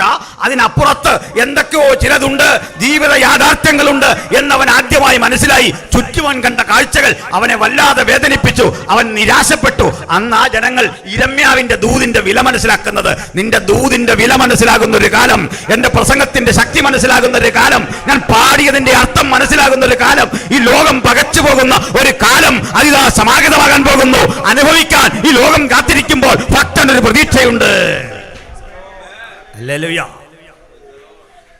ഞാൻ ഈ വെളിപ്പാട് പുസ്തകം ഇപ്പം അങ്ങനെ പറയാറില്ല. അടുത്ത ദിവസം ഇത് എവിടെയെങ്കിലും പറയണമല്ലോ എന്ന് പറഞ്ഞ് ഇങ്ങനെ വിഷമിച്ച് നടക്കരുത്. കാരണം ഞാനിത് പറയാൻ പോയാൽ അത് വേറെ വിഷയമാണ്. അതുകൊണ്ട് ദൈവരാജ്യമുണ്ട്, മൃഗത്തിൻ്റെ രാജ്യമുണ്ട്. അഞ്ചാമത്തവൻ തൻ്റെ കലശം മൃഗത്തിൻ്റെ രാജ്യത്തിൽ സിംഹാസനത്തിൽ ഒഴിച്ചു. അത് ഇരുണ്ടുപോയി. ഇരുണ്ടൊരു ലോകം വരാൻ പോവാ. സേറ്റനിക്ക് ആധിപത്യത്തിൻ്റെ മീതെ ദൈവം തന്നെ ന്യായവിധി അയക്കാൻ പോവാ. അതിനൊത്തിരി സിറ്റുവേഷൻ ഞാൻ കണ്ടുപിടിച്ച് വെച്ചിരിക്കുകയാണ്. ചില ആളുകളൊന്നും വിഷയം ഉണ്ടാക്കും. അതുകൊണ്ടാണ് ഇപ്പോൾ അത് പുറത്തോട്ട് വിടാത്തത്. ഈ അഭിപ്രായ വ്യത്യാസം മാറി പറഞ്ഞ ഉടനെ നമ്മളെ കൊല്ലാൻ പ്രാർത്ഥന നടക്കുന്ന ആളുകളുണ്ട്. ഇതുണ്ട്, പേടിച്ചൊന്നുമല്ല. പേടിച്ചല്ല, ഉത്തമയത്തിൽ പറയല്ലേ, പ്രേമത്തിന് ഇഷ്ടമാകുവോളോ അതിനെ ഉണർത്തരുതെന്ന് പറഞ്ഞ പോലെ സമയം വരുന്നുണ്ട്. അന്നേരം ചെയ്യാൻ അവിടെ ഇരിക്കട്ടെ. സ്തോത്രം. അപ്പം നമുക്ക് അടുത്ത വിഷയത്തിലേക്ക് വരാം. ഈ ഇരമ്യാവ് പ്രവചിച്ച പ്രവചനം പോലെ ദൈവപുരുഷന്മാർ ബാബിലോണിൽ പീഡിപ്പിക്കപ്പെടുക. ആ പീഡയുടെ നടുവിൽ എസെക്കിയേൽ ഒത്തിരി പ്രാർത്ഥിച്ചു, വളരെ പ്രാർത്ഥിച്ചു. പ്രാർത്ഥിച്ചപ്പോൾ ഒരു കാഴ്ച, ആ കാഴ്ച കണ്ടുകൊണ്ടാണ് എസെക്കിയേലിൻ്റെ പ്രവചനം തുടങ്ങുന്നത്. എസെക്കിയേൽ പറയുക, 30-ാം ആണ്ട് 4-ാം മാസം 5-ാം തീയതി ഞാൻ കേബാർ നദിയുടെ തീരത്ത് പ്രവാസികൾ അടിമകളുടെ ഇടയിൽ ഒരടിമയെപ്പോലെ കഷ്ടം സഹിച്ച് ത്യാഗം സഹിച്ച് അവരിൽ ഒരുവനായി അവിടെ ഇരിക്കുമ്പോൾ സ്വർഗം തുറന്നിരിക്കുന്നത് ഞാൻ കണ്ടു. ദൈവത്തിന്റെ വചനം കേൾക്കുന്ന പ്രിയപ്പെട്ടവരെ, മഹത്തായ യെരൂശലേം ദേവാലയത്തിന്റെ 4 ചുവരുകൾക്കകത്ത് വെച്ച് കിട്ടാത്തൊരു കാഴ്ചയ്ക്ക് അവൻ എന്നെ കൊണ്ടുചെന്നിട്ട് ഇടം കണ്ടുവോ, മരിച്ചു വീഴുന്ന 10,000 നടുവിൽ എന്നെ കൊണ്ടിട്ടു. അവിടെ വെച്ചൊരു കാഴ്ച ഞാൻ കണ്ടു. തുറക്കപ്പെട്ട സ്വർഗം. ആ തുറക്കപ്പെട്ട സ്വർഗമാ ഭക്തന്റെ ജീവിതത്തിന്റെ ആനന്ദ നിർഭരമായ കാഴ്ച. അത് കണ്ടിറങ്ങിയവന് തോറ്റുപോകാൻ ഇടവരാത്ത വിധത്തിൽ നമ്മെ ബലപ്പെടുത്തുന്ന ഒരു മഹാദൈവമുണ്ട്. ആ ദൈവമാണ് നമ്മുടെ മാർഗദർശകൻ. ഹല്ലേലൂയ. അവിടുന്ന് ഈ പ്രവചനമെല്ലാം നിറവേറി. എന്നിട്ട് ദൈവം തൽസമയത്ത് ഒരു ജനനായകനെ ഉണർത്തി. സെരുബ്ബാബേൽ, നെഹമ്യ, എസ്ര, ഈ 3 പേരുടെ കാലഘട്ടത്തിൽ ഇസ്രായേൽ മക്കൾ ഘട്ടം ഘട്ടമായി തിരിച്ചു വന്നു. വാഗ്ദത്ത ദേശത്ത് തിരിച്ചു വന്നു. വാഗ്ദത്ത ദേശത്തേക്ക് തിരിച്ചു വരുമ്പോൾ ഇടിഞ്ഞു കിടക്കുന്ന കെട്ടിടങ്ങൾ, തകർന്നു കിടക്കുന്ന പുരയിടങ്ങൾ, ദേവാലയത്തിൻ്റെ ചുവരുകളൊക്കെ ഇടിഞ്ഞ് തകർന്നടിഞ്ഞ ശൂന്യതകൾ കണ്ട് പലരും കണ്ണീരൊഴുക്കിയപ്പോൾ ഇസ്രായേൽ മക്കളിൽ ചിലരെങ്കിലും ശുഭകരമായി അന്ന് പേർഷ്യൻ രാജ്യത്ത് ജീവിക്കുന്നുണ്ട്. ഈ സ്ഥലങ്ങളൊക്കെ കണ്ട് മടങ്ങി വന്ന ഒരുവനിൽ നിന്ന് വാർത്തകറിഞ്ഞു, എങ്ങനെ ഇരിക്കുന്നു നമ്മുടെ നാട്? ഉത്തരം പറഞ്ഞത് കേട്ട് നെഹമ്യാവിരുന്ന് കരഞ്ഞു. ഊടാടി സഞ്ചരിച്ചിട്ട് നാട്ടുവിശേഷം കൊണ്ടുവന്ന, വർത്തമാനം കൊണ്ടുവന്ന മനുഷ്യനോട് ചോദിച്ചു, എങ്ങനെയുണ്ട് നമ്മുടെ നാട്? യെരൂശലേം എങ്ങനെ നിൽക്കുന്നു? ദേവാലയം എങ്ങനെ കിടക്കുന്നു? പ്രിയപ്പെട്ടവരെ, ആലയം എന്നിവിടെ പറയുന്നത് കേവലം കെട്ടിടമല്ല. പുതുനിയമത്തിന്റെ ഭാഷയിൽ ചുറ്റു ശ്രദ്ധിച്ചാട്ടെ. മാതൃസഭ എങ്ങനെ നിൽക്കുന്നു? ഡിസ്ട്രിക്ട് എങ്ങനെ നിൽക്കുന്നു? ദൈവത്തിന്റെ ജനം എങ്ങനെ നിൽക്കുന്നു? അത് കണ്ട് കണ്ണീരൊഴുക്കാൻ കഴിയുന്ന, ഇടിവിൽ നിൽക്കാൻ കഴിയുന്നവരെ കൊണ്ട് അവൻ ദൈവസഭ പണിയിക്കുന്നത്. അവരാണ് ദൈവസഭയുടെ കരുത്ത്. വചനം പറയാ, ഇത് കേട്ടപ്പോ നെഹമ്യാവായ ഞാൻ ഇരുന്ന് കരഞ്ഞു. ഒരു കാര്യം ഓർത്തോ, തമ്പുരാന്റെ പാദപീഠത്തിൽ നിന്ന് കരയുക, പൊതു പ്രശ്നങ്ങളുടെ മധ്യത്തിൽ ഇടപെടുക, 2 ദൗത്യമാണ് ചെയ്തത്. ഉറങ്ങുമ്പോഴും ഭക്ഷണം കഴിക്കുമ്പോഴും കുളിക്കുമ്പോഴും ഒരു ഉടവാൾ കയ്യിൽ ധരിച്ചുകൊണ്ട്, അരയിൽ വാൾ ധരിച്ചുകൊണ്ട് ആരോ എതിരെ നിൽക്കുന്നു, എന്റെ ജോലിക്കെതിരെ, എന്റെ കർത്തവ്യ നിർവഹണത്തിനെതിരെ എന്ന ജാഗ്രതയോടെ ഭക്തൻ പ്രവർത്തിക്കുമ്പോഴൊക്കെ ഭക്തനൊരു കാര്യമറിയാം. പാനപാത്രം കയ്യിലെടുത്ത് രാജാവിന് ഒഴിച്ചു കൊടുത്ത ശീലം മാത്രമേ ഉള്ളൂ. ഈ കരങ്ങൾ പോരാ യുദ്ധം ചെയ്യാൻ. പക്ഷെ എന്റെ വകത്താരിൽ ഒരു ആത്മാർത്ഥത ഇരമ്പുന്നു. എന്നെ കൊണ്ട് ചെയ്തെടുക്കാൻ കഴിയുന്ന ചില കാര്യങ്ങളുണ്ട് എന്ന ഒരു ധൈര്യം എന്നെ ഭരിക്കുന്നു. അതുകൊണ്ട് സൻവല്ലത്ത് വരട്ടെ, തോബിയാവ് വരട്ടെ, ഞാൻ തോറ്റുകൊടുക്കാത്ത ഒരു ദൃഢനിശ്ചയത്തിന്റെ കരുത്ത് എന്റെ അന്തരംഗങ്ങളിൽ ഒരു ഉണർവായി പരിലസിക്കുന്നു. ഭക്തന് തോൽവിയില്ല, ദൈവമക്കൾക്ക് തോൽവിയില്ല. അങ്ങനെയാ സൻവല്ലത്തും തോബിയാക്കും വന്നേ. എങ്ങനെ എന്നാ പറഞ്ഞ വന്നേ? മോശപ്പെട്ട കാര്യം പറഞ്ഞല്ല വന്നേ. എന്താ പറഞ്ഞേ? ഫണ്ട് വേണ്ടത് തരാമെന്നും പറഞ്ഞു. ക്യാഷ് തരാം, സ്പോൺസർ ചെയ്യാം. നല്ല കാര്യമാണ്. നമ്മൾ ഈ സ്പോൺസർ എന്ന് കേൾക്കുമ്പോഴേ സ്പോന്ന് കേട്ടാൽ മതി താഴെ വീഴും, മാങ്ങിപ്പോവും. അങ്ങനത്തെ ഒരു പ്രശ്നമുണ്ട്. എന്നാൽ ഇതെല്ലാം കിട്ടാൻ ചോദിച്ചാലോ ഉള്ളതല്ലേ, പണിക്ക് ഞങ്ങൾ കൂടാം. രമ്യ പറഞ്ഞു ഇപ്പോൾ തൽക്കാലം ഫണ്ട് വേണ്ട, സ്പോൺസർഷിപ്പ് വേണ്ട. പിന്നെ പറഞ്ഞു നിന്നെക്കുറിച്ചൊരു പരാതിയുണ്ട്. എന്താ? നീ രാജാവിനെതിരെ ആളെ കൂട്ടുന്നു. നെഹമ്യാനറിയാം എന്നെ വിട്ടത് രാജാവാണ്. രാജാവിനെതിരെ എന്ന് പറഞ്ഞാൽ വിലപ്പോവില്ല. അത് കഴിഞ്ഞ് ഒറ്റപ്പണി ചെയ്ത് നൊവദ്യ എന്നു പേരായ ഒരു വ്യാജ പ്രവാചകിയെ ചട്ടം കെട്ടി നിർത്തി. ആര് വിളിച്ചു? നെഹമ്യാവ് ചെന്നു. നെഹമ്യാവ് ചെന്നിട്ട് നെഹമ്യാവിനോട് ദൂത് പറഞ്ഞു, സംഗതി പാളും. നെഹമ്യാവ് ആ ദൂത് അവസാനം വരെ കേട്ടുന്നു. ഈ ട്രോൾ ചെയ്യുന്ന പോലെ ഇന്ന് പിള്ളേർ എല്ലാം കേട്ട് കഴിഞ്ഞ് അവസാനം പറഞ്ഞു ഇത് ചുമ്മാ നടക്കാൻ പോകുന്നില്ല. ലാസ്റ്റ് പറഞ്ഞ് നടക്കത്തില്ല, നിന്നെ യഹോവ അയച്ചിട്ടില്ല, നിനക്ക് സാധിക്കില്ല. എന്നെ അയച്ച ഒരു ദൈവമുണ്ട്. നിന്റെ വാക്ക് കെട്ടെൻ്റെ മനസ്സ് മന്ദീഭവിക്കില്ല. നിന്റെ വാക്ക് കെട്ടിട്ട് ഞാൻ പിന്തിരിഞ്ഞോടില്ല. നെഹമ്യാവ് പറയുന്നൊരു വാക്യമുണ്ട്, എന്നെപ്പോലെ ഒരുത്തൻ ഓടിപ്പോകുമോ? ഓരോ ഭക്തനും ശത്രുവിന്റെ നെഞ്ചത്ത് വിരൽ കൊത്തിക്കൊണ്ട് തോൽവിയുടെ മുഖത്ത് നോക്കി വിളിച്ചു പറയട്ടെ, എന്നെപ്പോലെ ഒരുത്തൻ ഓടിപ്പോകുമോ? ആലോചനയുള്ളവൻ, പ്രാർത്ഥിച്ചവൻ, തമ്പുരാന്റെ തിരുസന്നിധി കരഞ്ഞവൻ, ആലോചന പ്രാപിച്ചവൻ, ദൂത് പ്രാപിച്ചവൻ, എന്നെപ്പോലെ ഒരുത്തൻ ഓടിപ്പോകാൻ കഴിയില്ല, തോറ്റു തുന്നം പാടാൻ കഴിയില്ല, ഓടിപ്പോകില്ല. എന്നിട്ട് പറയാ, ആകയാൽ എന്നെ എന്ന് പറഞ്ഞ് തുടങ്ങിയിട്ട് പറയാ, ആകയാൽ അവന്റെ ദാസന്മാരായ ഞങ്ങൾ, ഇന്ന് രാത്രി നമുക്കും ഞങ്ങൾ എന്ന ശബ്ദത്തോട് ചേർന്ന് നിൽക്കാം. നമുക്ക് ഒരുമിച്ച് ചേർന്ന് നിൽക്കാം. ഐക്യആത്മാവിൽ പറയാം, അവന്റെ ദാസന്മാരായ ഞങ്ങൾ, അവന്റെ ദാസന്മാരായ ഞങ്ങൾ ചേർന്ന് പണിയും. ഹല്ലേലൂയ. ക്ഷമിക്കണം, ഈ മഹാത്മജി അംബേദ്കറും തമ്മിൽ ഭയങ്കര ഉടക്കാൻ, എന്നും ഉടക്കാം, ഏറ്റുമുട്ടല. അപ്പം മഹാത്മജി അംബേദ്കറോട് ചോദിച്ചു, മിസ്റ്റർ അംബേദ്കർ, ഈ സ്വാതന്ത്ര്യ സമരമൊക്കെ വന്നിട്ട് നിങ്ങൾ എപ്പോഴും ബ്രിട്ടീഷുകാരുടെ പക്ഷത്ത് നിൽക്കുന്നല്ലോ തോന്നുന്നല്ലോ, എന്ത് ചെയ്യും നമ്മുടെ കൂടെ നിൽക്കാത്ത, രാജ്യസ്നേഹം ഇല്ലാത്ത, സ്വരാജ് ആ ബോധമില്ലാത്ത? അംബേദ്കർ പറഞ്ഞു, മഹാത്മജി, ഞങ്ങൾക്കൊരു രാജ്യമില്ല, പിന്നെ ഞങ്ങളെങ്ങനെ ഞങ്ങളുടേതെന്ന് പറയും? ഞങ്ങൾക്ക് രാജ്യമില്ല, ഞങ്ങൾക്ക് പ്രസ്ഥാനമില്ല, ഞങ്ങൾ എങ്ങനെ ഞങ്ങളുടേത് എന്ന് പറയും? ഞങ്ങളുടേതെന്ന് പറയത്തക്ക വിധം ഞങ്ങളെ ഇതിനുള്ളിൽ ആരും ഉൾക്കൊണ്ട് കാണുന്നില്ല. പക്ഷെ കാലവേറെ കഴിഞ്ഞു. ഭരണഘടനാ സഭയിൽ അംബേദ്കറെ നിർത്തി നോമിനേഷനൊക്കെ കൊടുത്തിട്ട് പരാജയപ്പെടുത്താൻ മഹാത്മജി ശ്രമിച്ചിട്ടുണ്ട്. അദ്ദേഹത്തിൻ്റെ രാഷ്ട്രീയ പാർട്ടി ശ്രമിച്ചിട്ടുണ്ട്, തോറ്റുപോയിട്ടുണ്ട്. ബ്രിട്ടീഷുകാർ പ്രചോദിപ്പിച്ചാണ് അംബേദ്കർ ഭരണഘടന നിർമ്മാണ സഭയിലെത്തുന്നത്. അന്ന് രസകരമായൊരു കാര്യമുണ്ടായി. അദ്ദേഹം താമസിച്ചൊരു ലോഡ്ജുണ്ട് ഇതിനൊക്കെ വേണ്ടി, ഒരു വീട് വാടകയ്ക്ക്, ഒരു പാർസിയുടെയാണ്. അപ്പോൾ പാർസി സുന്ദരനായ സുമുഖനായൊരു മനുഷ്യനെ കാണുന്നുണ്ട്, അദ്ദേഹത്തോട് ഇങ്ങനെ ഇടപെടുന്നുണ്ട്. അങ്ങനെ ഇരിക്കെ ഈ പാർസി ഒരു ദിവസം അറിഞ്ഞു ഇയാൾ അൺടച്ചബിളാണ്, അയിത്തജാതിക്കാരനാണ്. ഈ സൂട്ടും കൂട്ടുമൊക്കെ നടക്കുന്നുള്ളൂ. അദ്ദേഹം വന്നിട്ട് ഇതെല്ലാം പെട്ടിയിലെടുത്ത് എറിഞ്ഞു. അന്ന് പാർലമെൻറ്റിലെ ഡിബേറ്റ് എന്താണെന്നറിയോ? പാർസികളുടെ അവകാശങ്ങളെക്കുറിച്ച് ചർച്ചയ്ക്ക് പോയി മനുഷ്യൻ. അന്നാ പുള്ളി പെട്ടിയെടുത്ത് എറിഞ്ഞ്, എന്നെ ഇവിടെ കാണല്ലോ, പൊക്കോളാൻ പറഞ്ഞു. പക്ഷെ വികാരം അദ്ദേഹത്തെ ഭരിച്ചില്ല. പാർസികളെക്കുറിച്ചുള്ള ചർച്ചയിൽ തന്നെ ഇറക്കി വിട്ട മനുഷ്യനെക്കുറിച്ച്, ആ കമ്മ്യൂണിറ്റിയെക്കുറിച്ച് ഉള്ള വികാരമല്ല ഭരിച്ച വിവേകം. അദ്ദേഹം ഭരണഘടനയിൽ വ്യക്തമായി പാർസികളുടെ അവകാശം എഴുതി സ്ഥാപിച്ചു, അവർക്ക് എന്ത് കൊടുക്കണം. ഞാനിത്തരം പറഞ്ഞെന്താണെന്നറിയോ? ഭരണഘടന അനവധി ചർച്ചകൾക്ക് ശേഷം സ്ഥാപിതമാകുന്ന ഘട്ടത്തിൽ അതിൻ്റെ ആമുഖം നിങ്ങൾ പഠിക്കണം. എന്ത് പറഞ്ഞാൽ ഇവിടെ അറിയോ? We the people of India. തുടക്കത്തിൽ എന്താ പറഞ്ഞത്? ഞങ്ങൾക്കൊരു രാജ്യമില്ല.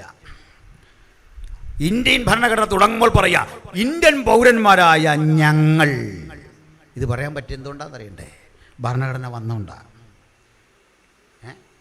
ചിലപ്പോഴൊക്കെ ആളുകൾ പറയുന്നത്, പി സി ജോർജും പറയുന്നത് കേട്ടു, ഈ രാജ്യത്ത് ഭൂരിപക്ഷ ജനത ന്യൂനപക്ഷ ജനതയോട് വളരെ ഉദാരതയാണ് കാട്ടുന്നത്, സ്നേഹമാണ് കാട്ടുന്നത്, ആദരവാണ് കാട്ടുന്നത്. നമ്മൾ മനസ്സിലാക്കണം. എനിക്ക് തിരിച്ച് മറുപടി പറയാൻ പറ്റിയില്ല. മറുപടി ഇത്രേ ഉള്ളൂ. ഒരു ഭൂരിപക്ഷ ജനതയുടെയും ഉദാരതയിലല്ല നമ്മളിവിടെ നിൽക്കുന്നത്. ഉദാരതയല്ല അതിൻ്റെ ആധാരം. ആരുടെ ഔദാര്യം? ഉദാരത. അപ്പോൾ അത് ഇച്ചിരി കട്ടിയായിപ്പോയി. ഔദാര്യം. This is our right. ഇത് പൗരൻ്റെ അവകാശമാണ്. പ്രൈസലോ. ചുമ്മാ ഉദാരതയൊന്നും ആവശ്യമില്ലെന്നേ. അതൊക്കെ കൈവച്ചോ. ഉദാരത വേണേൽ നമ്മൾ അങ്ങോട്ട് തരാം. എത്ര എടുക്കുന്ന എടുത്തോ, ഉദാ പിടിച്ചോ. അങ്ങനെയൊന്നുമില്ല. അപ്പോൾ തുടക്കത്തിൽ ഇന്ത്യൻ പൗരൻ എന്ന് പറയത്തക്ക ആർജവം കമ്മ്യൂണിറ്റിക്ക് ഉണ്ടാക്കിയ അദ്ദേഹം. ഇതൊക്കെ നമുക്ക് പരസ്യത്തിൽ പറയേണ്ട കാര്യമാണ്. പോട്ടെ, നമുക്ക് അന്നേരം സംസാരിക്കാം. അവിടെ അതിൽ അടുത്ത വിഷയത്തിലേക്ക് വരാം. എന്തിനാണ് പറഞ്ഞതെന്നറിയണ്ടേ? നെഹമ്യ അസ്തിത്വം നഷ്ടപ്പെട്ടെടുത്ത് നിന്നുകൊണ്ട് ഒരു ജനതയെ കരിപ്പിടിപ്പിച്ചു. സേമൊക്കെ തിരിച്ചു തന്നു. ഓരോരുത്തരും തങ്ങളാൽ കഴിയാവുന്ന ഒരു കോൺട്രിബ്യൂഷൻ തൻ്റെ സമൂഹത്തിന് കൊടുത്തു. ഞാൻ കർത്താവിൻ്റെ ദാസന്മാരോടൊക്കെ പറയാറുണ്ട്, ഇവിടെ നിങ്ങൾ അല്ലെങ്കിൽ ഞാൻ ഇവിടെ ഒരു ചർച്ചിലെ പാസ്റ്ററായി, അല്ലെങ്കിൽ ഡിസ്ട്രിക്റ്റിൻ്റെ സെക്രട്ടറിയായി, പ്രസിഡൻ്റായി, അല്ലെങ്കിൽ വൈസ് പ്രസിഡൻ്റായി. ഡിസ്ട്രിക്റ്റ് എനിക്ക് എന്ത് തന്നു എന്ന ചോദ്യത്തിനപ്പുറത്ത് ഈ ഡിസ്ട്രിക്റ്റിന് ഞാൻ എന്ത് ചെയ്തു, ഇങ്ങനെ വളരെ ഉള്ളൂ. പലപ്പോഴും നമ്മൾ എന്നെക്കുറിച്ച് തന്നെ പറയല്ലോ. എൻ്റെ ജീവിത പശ്ചാത്തലം നേരിട്ടറിയാവുന്ന അപൂർവം ചിലരിവിടുണ്ട്. എൻ്റെ ജീവിത പശ്ചാത്തലത്തിൽ നിന്ന് ഞാൻ പറയുകയാണ്, ഞാൻ ഒത്തിരി പ്രവർത്തിച്ചു, 30 കൊല്ലമായി ഞാൻ പ്രവർത്തിക്കാൻ ഇറങ്ങിയിട്ട് അവിടെ ഇങ്ങനെ പോയി. പക്ഷേ തിരിച്ചൊരു കാര്യം, ഞാൻ എന്ത് ഇൻവെസ്റ്റ് ചെയ്തുവോ അതിൻ്റെ എത്രയോ മടങ്ങ് എനിക്ക് ഈ സമൂഹം തിരിച്ചു തന്നു. അതാരും പറഞ്ഞു കേൾക്കുന്നില്ല. ഞാൻ എന്ത് ഇൻവെസ്റ്റ് ചെയ്തുവോ അതിൻ്റെ 1000 മടങ്ങൊന്നുമല്ല ഈ ചെറിയ കരം കൊണ്ട് നന്മ കൈപ്പറ്റിയത്. ഈ നന്ദിയുടെ എന്തിനാ സൗകര്യങ്ങളെ പറയുന്നത്? ചിലർ പറഞ്ഞു വന്നാൽ ഇവിടെ ഏറ്റവും മോശമാണ്, ഈ സമൂഹം മുഴുവൻ മോശമാണ്, അവർ ശരിയല്ല, ഇവർ ശരിയല്ല, അപ്പുറത്തെ ശരിയല്ല. നോ, പറയാൻ പാടില്ല. പ്രൈസലോ. വിശ്വാസത്തിൽ ഇറങ്ങി തിരിച്ച് നിങ്ങൾ എന്ത് ചിലവിട്ടോ, എങ്ങനെ പ്രവർത്തിച്ചോ, എന്ത് ഊർജ്ജം ഇവിടെ വിന്യസിച്ചോ, 1 2 10,000 കണക്കിനായിട്ട് തിരികെ വാങ്ങിയ കരം കൊണ്ട് ഇന്ന് രാത്രി ഞാനും നിങ്ങളും ഇവിടെ വന്നിരിക്കുന്നത് ദൈവസന്നിധിയിൽ നന്ദിയുള്ളവരായി നമുക്ക് കർത്താവിനെ സേവിക്കാൻ സാധിക്കട്ടെ, ദൈവത്തെ മഹത്വപ്പെടുത്താൻ സാധിക്കട്ടെ. ഹല്ലേലൂയ. അപ്പോൾ സഹോദരങ്ങളെ, തിരികെ ഓരോ ഘട്ടം ഓരോരുത്തരും ചെന്നു. ഞാൻ എന്തിനാ പറഞ്ഞെന്നറിയണ്ടേ? നെഹമ്യാവിൻ്റെ ഇളകി മറിഞ്ഞ മണ്ണിൽ കാട് പിടിച്ച് മുള്ളു പടർന്ന് അവിടെ കിടപ്പുണ്ട്. 17 ശെക്കൽ വെള്ളിക്ക് വിലയ്ക്ക് വാങ്ങിയ ആ മണ്ണ് അവിടെ കിടപ്പുണ്ട്. ആർക്കും വേണ്ടാതെ അവിടെ കിടപ്പുണ്ട്. ആർക്കും എടുക്കാൻ പറ്റാത്ത, ആർക്കും എൻക്രോച്ച് ചെയ്യാനാവാത്ത, ആർക്കും കയ്യേറാനാവാത്തൊരു പ്രശ്നമുണ്ട്. മറ്റൊന്നുമല്ല, അടഞ്ഞ ഒരാധാരം എവിടെയോ സൂക്ഷിക്കപ്പെട്ടു വച്ചിട്ടുണ്ട്. ഹല്ലേലൂയ. ഇതിൻ്റെ ആഴങ്ങൾ പഠിച്ചാൽ ഒരു ഡിറ്റക്റ്റീവ് നോവൽ പോലെ ആ കാര്യങ്ങളുടെ പോക്ക്. കണ്ടുപിടിക്കണം ഈ ആധാരം എവിടാണെന്ന്. അതുകൊണ്ട് നമ്മുടെ നാട്ടിൽ ഇല്ലാത്തൊരു ഗുണമുണ്ട്. അവിടെ നമ്മുടെ നാട്ടിൽ വല്ലവൻ്റെയും ഭൂമി ഉണ്ടെങ്കിൽ അവിടെ കൊണ്ട് ആ അതിരിനാഞ്ഞിൽ കുഴിച്ച് വെച്ച് അങ്ങോട്ട് കയറുകയാണ്. അങ്ങോട്ടങ്ങ് കയറിയേക്കാണ്. അതിരിന് തന്നെ കുഴിച്ചു വെക്കും. അതുകൂടാതെ വേറൊരു പണിയുണ്ട്. നമ്മൾ മലയാളിക്ക് എല്ലാവരും ഗുണമുണ്ട്. സ്വന്തം പറമ്പ് വൃത്തിയായിട്ട് കിടക്കണം. പക്ഷേ ഇതെല്ലാം കൊണ്ട് തട്ടുന്ന എവിടാ? ചക്കമടൽ കൊണ്ട് അങ്ങോട്ട് തട്ടിയേക്കുക. മനസ്സിലായോ? ഇപ്പോൾ അതിനൊക്കെ കേസ് വരും. അമേരിക്കയിലൊക്കെ പണ്ടേ കേസാ. അതാ സ്ഥിതി. അപ്പോൾ ഇവിടെ എടുക്കാൻ പറ്റില്ല. മറ്റൊരുവൻ്റെ ഭൂമി കിളച്ചൊന്നും എടുക്കാൻ പറ്റില്ല, ഉഴുതെടുക്കാൻ പറ്റില്ല. കാരണം എൻ്റെ ഭൂമി നിങ്ങൾ കൈവശമാക്കിയാൽ എന്നെങ്കിലും ഒരിക്കൽ എൻ്റെ തലമുറ വന്നിട്ട് 2 കാര്യം കൈ കാണണം. ഒന്ന്, അവരെൻ്റെ മകനാണെന്ന് തെളിയിക്കുന്ന ഒരു വംശാവലി റിപ്പോർട്ട് വേണം. പിടികിട്ടോ? 2, വസ്തു അവൻ്റെയാണെന്ന് തെളിയിക്കുന്ന ഒരടഞ്ഞ ആധാരം. ഉറപ്പുള്ളതാ. അത് തുറക്ക പോലും വേണ്ട, അതങ്ങോട്ട് കൊടുക്കും. സംശയമുണ്ടെ തുറന്നാൻ പറയും. തുറന്നു പോയാൽ സംഭവിക്കുന്ന കാര്യം, തെറ്റിദ്ധരിപ്പിച്ചവൻ, അന്യായമായി അപകരിച്ചെടുത്തവൻ ആരായിരുന്നാലും അവൻ്റെ പ്രാണനില്ലാതാകും. ഇതുകൊണ്ട് ആ പുസ്തകം തുറക്കാൻ ആരെയും കണ്ടില്ലെന്ന്. വീണ്ടും അതിലേക്ക് തന്നെ വരിക. സ്തോത്രം. ആ വഴിക്ക് എൻ്റെ ഈ നാളുകളിലെ പഠനം മുഴുവൻ പോകുന്നത്. ഇത് തുറന്നു പോയ ഗതിയടാ. ഇതങ്ങോട്ട് കാട്ടിയിട്ട് ചങ്കുറപ്പോടെ പുരോഹിതന്റെ മുമ്പിൽ നാലാളുകളെ വിളിച്ചു കൂട്ടിവിട്ട് പറയും, എന്റെ അപ്പന്റെ അവകാശത്തിന്റെ മണ്ണ ഇത്, എന്റെ അപ്പൻ പ്രാപിച്ച മണ്ണ ഇത്.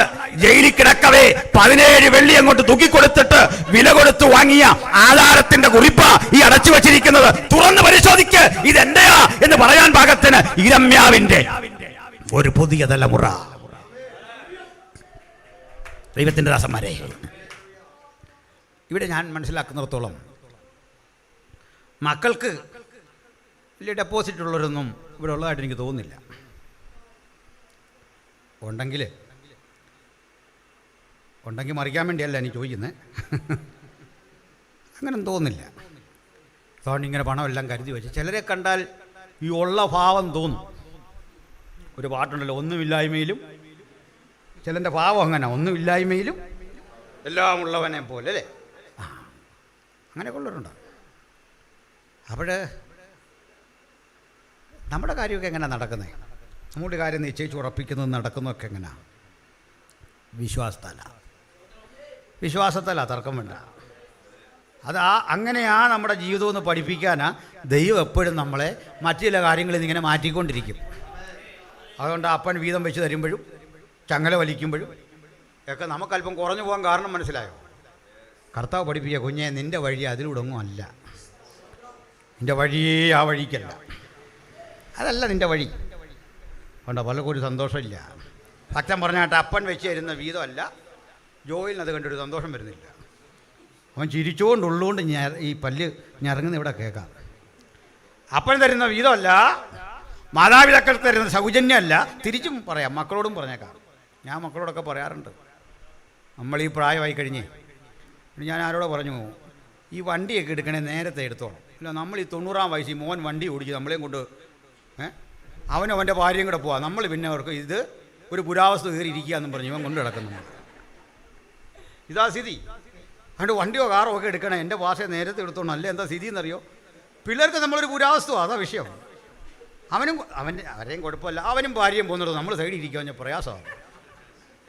ഇറക്കി വിടാൻ പറ്റുമോ? അഡ്ജസ്റ്റ് ചെയ്യാൻ പറ്റുമോ? അത് വലിയ പാടാ. അപ്പോൾ മക്കളോടും പറയാനുള്ളത് ഇതാണ്, മക്കളെ നിങ്ങളുടെ ആ ശമ്പളം വഴിയല്ല അപ്പൻ്റെ നിലനിൽപ്പ്, ഭക്തൻ്റെ കാര്യമാണ് പറഞ്ഞത്. നിങ്ങൾ എന്തെങ്കിലുമൊക്കെ നമുക്ക് തരാറാകുമ്പോഴേക്ക് നമുക്കിത് വേണ്ടാതെ വരും. അതാ സത്യം. പ്രായം കഴിഞ്ഞു ഏതാ കാര്യം, അതാ അതിൻ്റെ സത്യം. മക്കളെ വളർത്തുന്നൊന്നും ഇങ്ങോട്ടൊന്നും കിട്ടാൻ വേണ്ടിയല്ല. ആ മോഹമൊക്കെ ഇട്ടേക്ക്. ഭക്തൻ്റെ കാര്യമാണ് പറഞ്ഞു കേട്ടോ, ഭക്തൻ്റെ കാര്യം. മക്കളെ പഠിച്ചു, ഭൗതിക അപ്പൻ്റെ കരങ്ങളിൽ കൂടി എന്നും അവരെ ആശ്രയിച്ച് നിൽക്കുകയല്ല. എൻ്റെ മക്കൾ എന്നോട് ഇങ്ങനെ ഓരോ കാര്യം ഇങ്ങനെ നിരന്തരം ചോദിക്കുക. പുള്ളിക്കാരി ആ ജോലിയെല്ലാം അവരെ ഏൽപ്പിച്ച, ന്യായവിധിയെല്ലാം പുത്രന് കൊടുത്തു എന്ന് പറഞ്ഞല്ലേ. ഞാനൊരു സംഭവം, എൻ്റെ മോനെ, ഞാൻ കമ്പനിയൊന്നുമല്ല ഗോദ്രേജിൻ്റെ, നീ പറയുന്ന പോലെ പ്രൊഡ്യൂസ് ചെയ്തുകൊണ്ടിരിക്കാൻ. പെണ്ണുങ്ങളുടെ വിചാരം നമ്മൾ ഈ പ്രൊഡ്യൂസ് ചെയ്യുന്ന കമ്പനിയാണ്. പോരട്ടെ കേട്ടോ. ജോണി പാസ് ഉണ്ടോ അവിടെ? ഇതെവിടെ ഇരിക്കുന്നു? നമ്മൾ പ്രൊഡ്യൂസ് ചെയ്ത് അനിൽ പാസ്സായി സാറേ ഇവർ ഈ പറഞ്ഞുകൊണ്ടിരിക്കുന്നത് പോരട്ടെന്ന്. എന്നിട്ട് അവസാനം നമ്മൾ ചോദിക്കും, നിങ്ങളിവിടെ എനിക്ക് എന്നാ ഉണ്ടാക്കി തരുന്നത് സജി പാസ്സേ? ലാശി ചോദിക്കുന്ന, നിങ്ങളെനിക്ക് എന്നാ? ഞാനൊരു മർമ്മം കൂടെ പറയാം, ക്ഷമിക്കണം, ഒരു മർമ്മമാണ് പറയുന്നത്. ഈ ബൈബിൾ എടുത്താൽ ഭക്ഷണം കഴിച്ചിട്ട് കണക്കുണ്ട്. പുരുഷന്മാരുടെ എണ്ണം 5000. സ്ത്രീകൾ കഴിച്ച കണക്ക് ബൈബിളിലുണ്ടോ? ഇല്ല. അതെന്താ കാര്യം എന്നറിയണ്ടേ? ഈ സ്ത്രീകൾ കഴിക്കുന്നതിന് കണക്ക് വല്ലതും ഉണ്ടോ എന്ന് ആലോചിച്ച്. അത് കൂടുതൽ ജാസ്തി ഈ കുഞ്ഞുങ്ങളെ വളർത്തുന്ന ഈ കൊച്ചു അമ്മമാരാണ്, ചെറിയ അമ്മമാർ, 20, 22, 25 വയസ്സൊക്കെ ഉള്ള അമ്മമാർ ഈ കുഞ്ഞിനെ ഇങ്ങനെ വളർത്തുമ്പോൾ നമ്മൾ കേൾക്കുന്നുണ്ട്, ഓമനത്തിങ്കൾക്കിടാവോ എന്നൊക്കെ കേൾക്കുന്നുണ്ട്. ഓമനത്തിങ്കൾക്കിടാ ഓ എന്നൊക്കെ കേൾക്കുന്നത്. കാരണം ഈ കുഞ്ഞിന് കൊടുക്കുന്നത് ഇങ്ങോട്ട് പോവാ 5:1, അതാ കണക്ക്. ഇങ്ങനെ 1 കുഞ്ഞിനും കൊടുക്കും. എന്നിട്ട് നമ്മോട് പറയാ, അച്ഛാ ഇവിടെ ഒരു പിടി, അയ്യടാ. ഈ കുഞ്ഞ് കഴിക്കാനുള്ള മധുരമെല്ലാം കറക്കി കളിച്ചേച്ച് പറയാ, ഇവിടെ ഒരു പിടി. അവൻ്റെ പോരാട്ടം, അത് പോരാട്ടമല്ല, ഭക്ഷണം അത് കുറയ്ക്ക്. ഈ രാജ്യം രക്ഷപ്പെടാനുള്ള വഴിയാണ്, വൈക്കം സെൻ്റർ രക്ഷപ്പെടാനുള്ള വിവരങ്ങളാണ് ഞാനീ പറഞ്ഞുകൊണ്ടിരിക്കുന്നത്.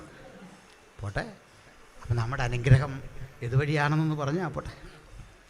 അപ്പം തിരിഞ്ഞു വന്നപ്പോൾ ഈ മണ്ണിങ്ങനെ കിടക്കുക. പ്രൂവ് ചെയ്യാൻ സാധനം കൈ വേണം, അറിയാം. തെളിവില്ലേ, ആരും അംഗീകരിക്കില്ല. തെളിവ് വേണം. പ്രൂവിന് പേപ്പർ വേണമെന്ന് കയ്യിൽ, നമ്മൾ ആരാണെന്ന് തെളിയിക്കാൻ പേപ്പർ വേണം. അതുമായിട്ട് വല്ല ബന്ധമുള്ളവർ അങ്ങോട്ട് പോക്കണം, ഇവിടെ ഉള്ളവർ ഇവിടെ ശ്രദ്ധിച്ചിരുന്നു, അതേ ഉള്ളൂ. അപ്പോൾ ശ്രദ്ധിച്ചോട്ടെ. അപ്പോൾ ഇതിനു വേണ്ടിയുള്ള പ്രൂവ് സ്വന്തം കയ്യിലിരിക്കെ അത് കാണിച്ചു കൊടുത്ത് ബോധ്യപ്പെടുത്തണം യുവർ ഐഡന്റിറ്റി. ഇത്രയും കാട്ടിക്കൊടുത്താൽ ആരെങ്കിലും ഇത് അപകരിച്ചു വച്ചാൽ അവന്റെ മീതെ ശിക്ഷ വരും, അവന്റെ മീതെ ന്യായവിധി വരും, അവനെതിരെ സമൂഹം തിരിയും. അതുകൊണ്ട് അന്യന്റെ ഒന്നും ഇസ്രായേൽ മക്കൾ ഇങ്ങനെ അപകരിക്കില്ല. രമ്യാവിൻ്റെ ഭൂമി അങ്ങനെ കിടക്കുക. ഒരു മാർമിക സത്യം പറയാം പ്രിയപ്പെട്ടവരെ, ഞാൻ എൻ്റെ ഈ ജോഗ്രഫിയൊക്കെ അത്യാവശ്യം പഠിക്കാൻ ശ്രമിച്ച ഒരാളാണ്. നിങ്ങൾക്കൊരു കാര്യം അറിയോ? ഒരു ചെറിയ രാജ്യം ഇസ്രായേൽ, ഏകദേശം 120 മൈൽ വിസ്തൃതിയാണ് ഈ രാജ്യത്തിന്. അതിൻ്റെ ഒരു കണക്ക് പറഞ്ഞാൽ നമ്മുടെ തിരുവനന്തപുരം മുതൽ തൃശ്ശൂർ വരെ കാണും. കേരളത്തിൻ്റെ പാതിയല്ല, അതിൽ കൂടുതൽ വലിപ്പമുണ്ട്. ചില ആലപ്പുഴ ജില്ലയുടെ വലിപ്പം അത്രയല്ല, അതിലേറെ വലിപ്പമുണ്ട്. തൃശ്ശൂർ വരെ വലിപ്പമുണ്ട്. ട്രിവാൻഡ്രം മുതൽ തൃശ്ശൂർ വരെ വലിപ്പം വരുന്ന ഒരേകദേശ ഭൂമിശാസ്ത്രം. കേരളം പോലൊക്കെ തന്നെയാണ്, വീതി അല്പം കുറഞ്ഞൊക്കെ കിടക്കുന്ന സ്ഥലം. ഈ സ്ഥലത്തിൻ്റെ പ്രത്യേകത കേൾക്കണം. ഈ രാജ്യം 48 സ്വതന്ത്രമായി. സ്വതന്ത്രമായ ഈ രാജ്യത്തിൻ്റെ സ്വാതന്ത്ര്യദിന ചടങ്ങിൽ അവരെ പ്രസിഡന്റിന് കൊടുക്കാൻ ബൊക്കെ കൊടുക്കണം. ബൊക്കെ കൊടുക്കാൻ പൂക്കളില്ല. എങ്ങോട്ട് തിരിഞ്ഞിട്ടും മരുഭൂമിയാണ്, പൂക്കളില്ല. പ്ലാസ്റ്റിക് പൂ പറ്റില്ല. എന്ത് ചെയ്യുന്നറിയണ്ടേ? പാരീസിലേക്ക് പ്രത്യേകിച്ചൊരു ഫ്ലൈറ്റ് ചാർട്ട് ചെയ്ത് അതിൽ പൂക്കളും ബൊക്കെയൊക്കെ വരുത്തി പ്രസിഡന്റിന് പൂക്കൾ കൊടുത്ത രാജ്യമാണ് ഇസ്രായേൽ. പക്ഷേ ആ രാജ്യം ഭരണാധികാരി ചുമതലയേറ്റു. ഇത് ആദ്യം വിട്ട ഓർഡർ പൂക്കൾ കൃഷി ചെയ്യുന്നതിന് സൗജന്യ വെള്ളം, സൗജന്യ വിത്ത്, സൗജന്യ വൈദ്യുതി. സംഭവിച്ച കേൾക്കണം. ലോകത്തേറ്റവും അധികം പൂക്കൾ കയറ്റി അയക്കുന്ന 2ാമത്തെ രാജ്യം. പൂവിൻ്റെ വില അറിഞ്ഞല്ലേ മനസ്സിലാകൂ. 700-750 ഉറുപ്പികയാകും മുല്ലപ്പൂവിൻ്റെ ഒക്കെ വില. സമ്പന്നമാണ് രാജ്യം. തീർന്നില്ല, അടുത്തൊരു കാര്യം കൂടി കേട്ടോ. അവിടെ ഗലീലിയ കടൽ എന്നറിയപ്പെടുന്ന ഒരു ശുദ്ധജല തടാകമുണ്ട്. മിഡിൽ ഈസ്റ്റിലെ ഒരേ ഒരു ശുദ്ധജല തടാകം. ഈ തടാകത്തിലെ വെള്ളം ഒരു ദിവസത്തിന് 1 ഇഞ്ച് എന്ന കണക്കിന് താഴാൻ തുടങ്ങി. 1 ഇഞ്ച്. അത് ചെറിയൊരു കാര്യമല്ല. ഒരു ദിവസത്തിൽ 1 ഇഞ്ച് വെള്ളം ഒരു കാശ്മീർ ഏരിയയിൽ താഴോട്ട് പോയി കഴിഞ്ഞുള്ള സ്ഥിതി ആലോചിച്ച്. അപ്പോൾ ഇവിടേക്ക് ഫ്രാൻസിലെയും ഇറ്റലിയിലെയും അമേരിക്കയിലുമൊക്കെ ഗവേഷകർ വന്നിട്ട് 95-ാം ആണ്ടോടെ ഈ രാജ്യം ഈ വെള്ളം വറ്റിയിട്ട് വെള്ളത്തിന് ഇവർ ഏറ്റവും വില കൊടുക്കുന്ന ഒരു രാജ്യമാകും എന്ന നിരീക്ഷണം നടത്തിയ റിപ്പോർട്ട് ഐക്യരാഷ്ട്രസഭയ്ക്ക് കൊടുത്തു. അവർ വിട്ടില്ല. മെഡിറ്ററേനിയൻ കടലിലെ ഉപ്പുവെള്ളം പമ്പ് ചെയ്ത് ആ ഉപ്പുവെള്ളം ടാങ്കിൽ നിറച്ചിട്ട് ഒരു ഭാഗത്തു നിന്ന് ഉപ്പ് വേർതിരിച്ചെടുത്തു. ലവണങ്ങളും ധാതുക്കളുമൊക്കെ വേർതിരിച്ചെടുത്തിട്ട് ശുദ്ധജലം ഗലീലിയ കടലിലേക്ക് തിരികെ ഒഴുക്കിയിട്ട് ദിവസത്തിന് 1 ഇഞ്ച് വീതം താഴുന്ന സ്ഥാനത്ത് ഈ രാജ്യം വറ്റിവരണ്ടു പോകും എന്ന് നിരീക്ഷണം നടത്തിയ രാജ്യങ്ങളിലേക്ക് വെള്ളം കയറ്റി അയക്കുന്ന രാജ്യമായി മാറി. എന്താ മനസ്സിലായി? ഇനിയും കൊണ്ട് പറയാനേറെ. ഇതെത്രയും പറഞ്ഞെന്താ ചെയ്യണ്ടേ? ഇന്ന് ഇരമ്യാവിൻ്റെ അനാഥത്വത്തിലെ ആ കൃഷിനില ഒന്ന് ചെന്ന് കണ്ടാൽ പ്രവചനം പഠിച്ചവൻ തലയിൽ കരം വെച്ചു പോകും. തമ്പുരാനെ സമ്പദ് സമൃദ്ധി കൊണ്ട് വിളങ്ങി കാത്താകർഷണമായി നിൽക്കുന്ന വിശാല വയൽത്തടങ്ങൾ, ഈ മേഖലകൾ, ഈ ഭൂപ്രദേശങ്ങൾ 17 ശെക്കൽ വെള്ളി കൊടുത്തുകൊണ്ട് അങ്ങയുടെ ഭക്തൻ ഒരു ജയിലറയിൽ കിടന്നുകൊണ്ട് വിറയാർന്ന കരങ്ങളോടെ നീട്ടിക്കൊടുക്കുമ്പോൾ ഒരു പുതുതലമുറ ഇതുവഴി വരുമെന്നും സമ്പദ് സമൃദ്ധി കൊണ്ട് ഇവിടെ അലങ്കരിക്കപ്പെടുമെന്നൊന്നും കാണാൻ കഴിയാത്ത ഘട്ടത്തിൽ നിന്റെ വാഗ്ദത്തങ്ങളിൽ വിശ്വസിച്ചത് എത്ര ഭാഗ്യം, എത്ര ചേരോകരം. അതുകൊണ്ട് ദൈവത്തിന്റെ ദാസനെ, ദൈവത്തിന്റെ ദാസിയെ, ദൈവത്തിന്റെ പ്രവൃത്തികൾ കാണാൻ അകക്കണ്ണുകൾ തുറക്കട്ടെ. ഇന്നല്ലെങ്കിൽ നാളെ ഞാനും നിങ്ങളും വിതച്ച ആ ഫലം കൊയ്യാൻ ഒരു പുതുതലമുറ ഇതുവഴി വരുമെന്നുള്ള വിശ്വാസത്തോടെ നമുക്കും പറയാം, ഇതാ ഞാൻ നിന്റെ വാഗ്ദത്തങ്ങളിൽ വിശ്വസിക്കുന്നു, നിന്റെ വാക്ക് ഞാൻ അനുസരിക്കുന്നു, നിന്റെ പ്രവൃത്തിക്കായി ഞാൻ എന്നെ ഏൽപ്പിക്കുന്നു. ഹല്ലേലൂയ. ഇനി ഒത്തിരി പറയാനുണ്ട്, നമ്മുടെ സമയത്തി. ഇപ്പോഴാണ് ആ വിഷയത്തിൻ്റെ ഒരു രത്നച്ചുരുക്കം എത്തിയത്. ഒറ്റ വാക്കിൽ പറഞ്ഞാൽ, തകർന്നടിഞ്ഞ യുദ്ധവീതി നേരിട്ട നെബൂഖദ്നേസർ നിരോധിച്ച രാജ്യത്തിലെ വില കുറഞ്ഞ ഭൂമി, ഒന്നും ഉണ്ടാകില്ലെന്ന് വിധി എഴുതിയ വയൽ വില കൊടുത്തു വാങ്ങാൻ തമ്പുരാൻ ഇരമ്യാവോട് പറഞ്ഞു. ഭൗതിക കണ്ണുകൾ കൊണ്ട് നോക്കിയാൽ ആ ഭൂമി വാങ്ങില്ല. ആർക്കും വേണ്ടാത്ത ചിലതിനെ നിന്റെ പക്കലേക്ക് തന്നിട്ട് പറയും, നല്ലതാ, നീ എവിടെ തോറ്റുപോയി എന്ന് പറയാൻ പാകത്തിന് നിന്നെ ഒറ്റപ്പെടുത്തുന്ന ശബ്ദങ്ങൾ കേൾക്കും. നല്ലതാ, നിന്നെ പറ്റിച്ചും വഞ്ചിച്ചും ചതിച്ചും അനേക പലതും പടുത്തുയർത്തി. പക്ഷേ ഭക്തൻ തോറ്റു കൊടുക്കരുത്. ഭക്തൻ ഒരു കാര്യം മനസ്സിലാക്കിക്കൊള്ളണം, എന്നെ ഇങ്ങനെ വഞ്ചിച്ചെങ്കിൽ, എന്നെ ഇങ്ങനെ പറ്റിച്ചെങ്കിൽ ഒരു കാര്യം ഉറപ്പാ, ഒരു പുതുതലമുറ ഫലം കൊയ്യാൻ വരുമ്പോൾ ഈ മരുഭൂമിയുടെ സ്ഥിതി അവൻ മാറ്റിയിരിക്കും, ഈ മണലാരണ്യത്തിന്റെ സ്ഥിതി അവൻ മാറ്റിയിരിക്കും. എന്റെ ദൈവം വാഗ്ദത്തങ്ങളിൽ വിശ്വസ്തൻ. ഹല്ലേലൂയ. ഞാൻ ഈ ചിലതരം പ്രവൃത്തികളൊക്കെ ഇങ്ങനെ വിശകലനം ചെയ്യാറുണ്ട്. ക്ഷമിക്കണം, ചില കാര്യങ്ങൾ നമുക്ക് പറയാൻ പരിമിതിയുണ്ടെങ്കിലും പറയാൻ പറ്റുന്ന ഒരു ഭാഷയിൽ പറയാം. പണ്ട് നമ്മുടെ രാജ്യത്ത് ഒരു ഭരണാധികാരി ഉണ്ടായിരുന്നു. അവർ ഈ രാജ്യത്തൊരു നിയമം കൊണ്ടുവരാൻ ഇഷ്ടപ്പെട്ടു. മതപരിവർത്തന നിയമമാണ്. ഒരു OP ത്യാഗി ബില്ലും ഒക്കെ നിങ്ങൾ കേട്ടിട്ടുണ്ടാവും പഴയ കാലത്ത്. കർത്തൃദാസനൊക്കെ അതേക്കുറിച്ച് വളരെ ആഴത്തിൽ അറിയാവുന്ന ആളുകളാണ്. അതിനുശേഷം മറ്റൊരു നിയമമാണ്, ഈ ക്രൈസ്തവർക്ക് മുസ്ലിങ്ങൾക്കുമൊക്കെ മക്കളേറെയാണ്, ഏറെ മക്കൾ. ഇങ്ങനെ പോയാൽ പെറ്റുവരുകി ഒരു വലിയ ജനതയായിത്തീരും. അതുകൊണ്ട് കുട്ടികളേറിയാൽ ഒന്നല്ലേ രണ്ട് മതി, കുട്ടികൾ ഒന്നല്ലെങ്കിൽ രണ്ട് മതി എന്നാണ്. ഇതേക്കുറിച്ച് പഠിക്കാൻ വേണ്ടി അടുത്ത കാലത്ത് ഒരു ശ്രമം നടന്നു. നമ്മുടെ കൃഷ്ണയ്യർ, അതെ, അദ്ദേഹം മരിച്ചുപോയി. അപ്പോൾ കൃഷ്ണയ്യർ കൊടുത്ത റിപ്പോർട്ട് അനുസരിച്ച് ഒരു കുട്ടിയിൽ 2 കുട്ടി കൂടുതലായാൽ റേഷൻ മുടക്കണമെന്നാണ്. എനിക്കൊക്കെ പണ്ടേ റേഷൻ മുടങ്ങിയാണ്, മക്കൾ 3. അതാ സ്ഥിതി. പായടക്ക് ഞാൻ ജാലകത്തിലല്ലേ, ജാലകത്തിലാണോ ജലീശ്വരനാണോ ഇത് പറഞ്ഞ കൃഷ്ണയ്യരൊക്കെ 9 മക്കളാണ്. അതാ രസം. ഏതാ ഈ 2 മതിയെന്ന് എഴുതിയവരൊക്കെ 9 മക്കൾ. അപ്പം ഞാൻ എഴുതിയൊരു കാര്യം ഓർക്കുന്നുണ്ട്. ഈ വണ്ടിയുടെ പിന്നിൽ എല്ലാ പ്രൈവറ്റ് ബസ്സിൻ്റെയും KSRTCയിലൊക്കെ പിന്നിൽ ഒരു നിയമം എഴുതി വെച്ചിട്ടുണ്ട്. Speed limit in town 35 kilometres. ടൗണിൽ കൂടി 35 കിലോമീറ്റർ കൂടിയ വേഗത്തിൽ വണ്ടി ഓടിക്കരുത്, ശിക്ഷാർഹം. കണ്ടിട്ടുണ്ടോ? ഇതെവിടെ എഴുതിയിരിക്കുന്നത്? വണ്ടിയുടെ ബാക്കിൽ. എന്തിനാ ബാക്കിൽ എഴുതുന്നറിയോ? പുറകെ വരുന്നവൻ വായിച്ച് മര്യാദ ഓടിച്ചോണമെന്ന്. ഞാൻ എൻ്റെ വേഗത്തിൽ പോകുന്നു. മനസ്സിലായോ കൃഷ്ണയ്യരെ? പിടികിട്ടിയോ? ഇതാണെന്ന് ആ കാലത്തൊരു സംഭവം നടന്ന പറയാനാ. അന്ന് ഇന്ത്യ ഭരിച്ചൊരു ഭരണാധികാരിയുടെ മകൻ, അദ്ദേഹം മന്ത്രിയും ഒന്നുമല്ല, പക്ഷെ അദ്ദേഹം പറഞ്ഞ പോലെ ഇന്ത്യ പോകുള്ളായിരുന്നു. അയാൾ ആഭ്യന്തര വകുപ്പ് സെക്രട്ടറിയെ മന്ത്രിയൊക്കെ വരച്ച വരയിൽ നിർത്തി ഒരു ബദൽ രാജ്യമായി ഭരണം നടത്തുക. ഉസ്മാനിയ യൂണിവേഴ്സിറ്റിയിൽ നിന്ന് പഠനം കഴിഞ്ഞ് പുറത്തു പോകുന്ന കുട്ടികളെ, മുസ്ലിം കുട്ടികളെ, ക്രൈസ്തവ കുട്ടികളെയൊക്കെ പിടിച്ച് പ്രൊഫസേഴ്സിനെയും പെൺകുട്ടികളെയും ആൺകുട്ടികളെ, വിവാഹം പോലും കഴിയാത്തവരെ നിർബന്ധിത വന്ധ്യകരണം നടത്തി. ഭയങ്കര രക്തച്ചൊരിച്ചിലുണ്ടായി, വലിയ കലാപങ്ങളുണ്ടായി. മനസ്സിലാക്കണം. ഇനി മറ്റൊരു സംഭവം പറയുന്നു, ശ്രദ്ധിച്ച് കേൾക്കണം. പഴയ ആൾക്കാർക്ക് മനസ്സിലാകും, പുതിയ പിള്ളേർക്ക് പിടിയിട്ടില്ല. ശ്രദ്ധിച്ച് കേൾക്കണം. പ്രസവിക്കാനുള്ള അമ്മയുടെ സ്വാതന്ത്ര്യത്തിനെതിരെ നിയമം പാസാക്കി ദൈവം കൽപ്പിച്ചാക്കിയ അനുഗ്രഹത്തെ ഉന്മൂലനം ചെയ്യാൻ ശ്രമിച്ച ഭരണാധികാരിക്ക് എന്തു പറ്റി അറിയണോ? സ്വന്തം അംഗരക്ഷകൻ ഗർഭാശയത്തിലേക്ക് തീയുണ്ടകൾ വർഷിച്ചു.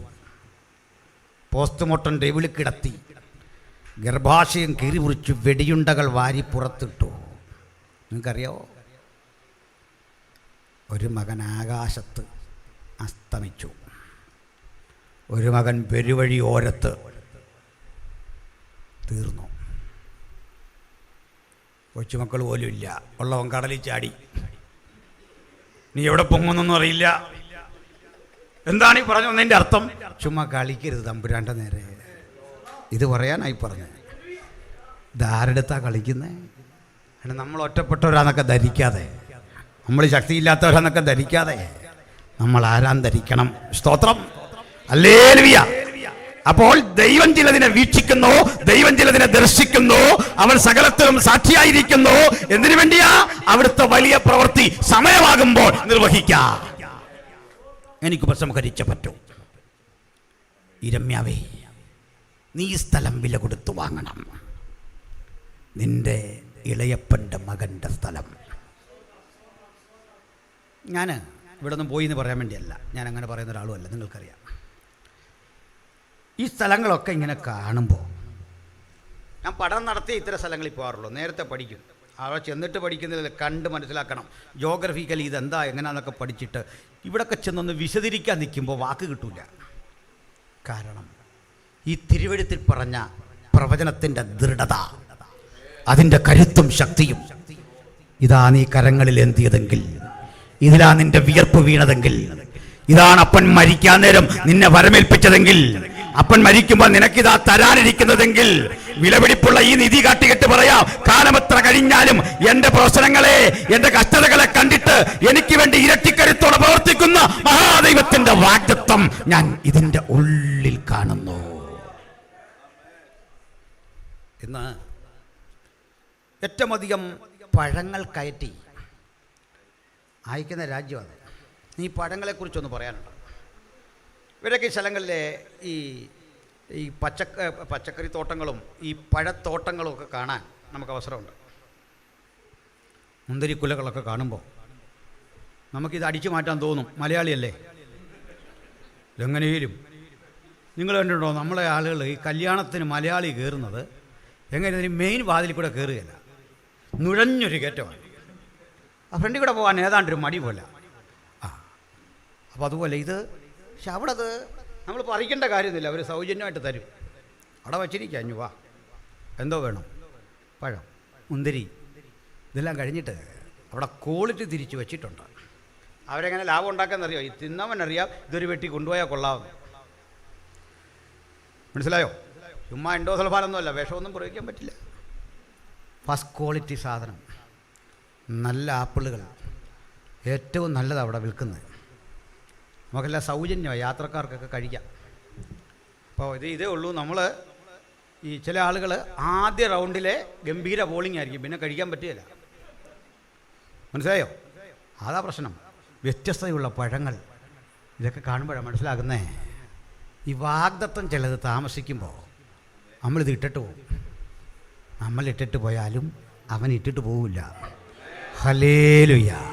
ചിന്തിച്ചു നോക്കിയാട്ടെ, വിശ്വാസത്തിൽ വന്ന നാൾ മുതൽ ഇന്ന് വരെ കേട്ട ദൂതും ആലോചനയും എത്ര വലുതാ. ചിലപ്പോഴൊക്കെ നമുക്ക് തോന്നും അത് നിറവേറിയില്ലല്ലോ, അത് സംഭവിച്ചില്ലല്ലോ. എന്താണ് സംഭവിക്കാൻ തടസ്സം? ഭാരപ്പെടരുത്, ദർശനത്തിന് ഒരവധി വെച്ചിരിക്കുന്നു. അത് സമാപ്തിയിലേക്ക് വരാൻ ബന്ധപ്പെട്ടുകൊണ്ടിരിക്കുന്നു.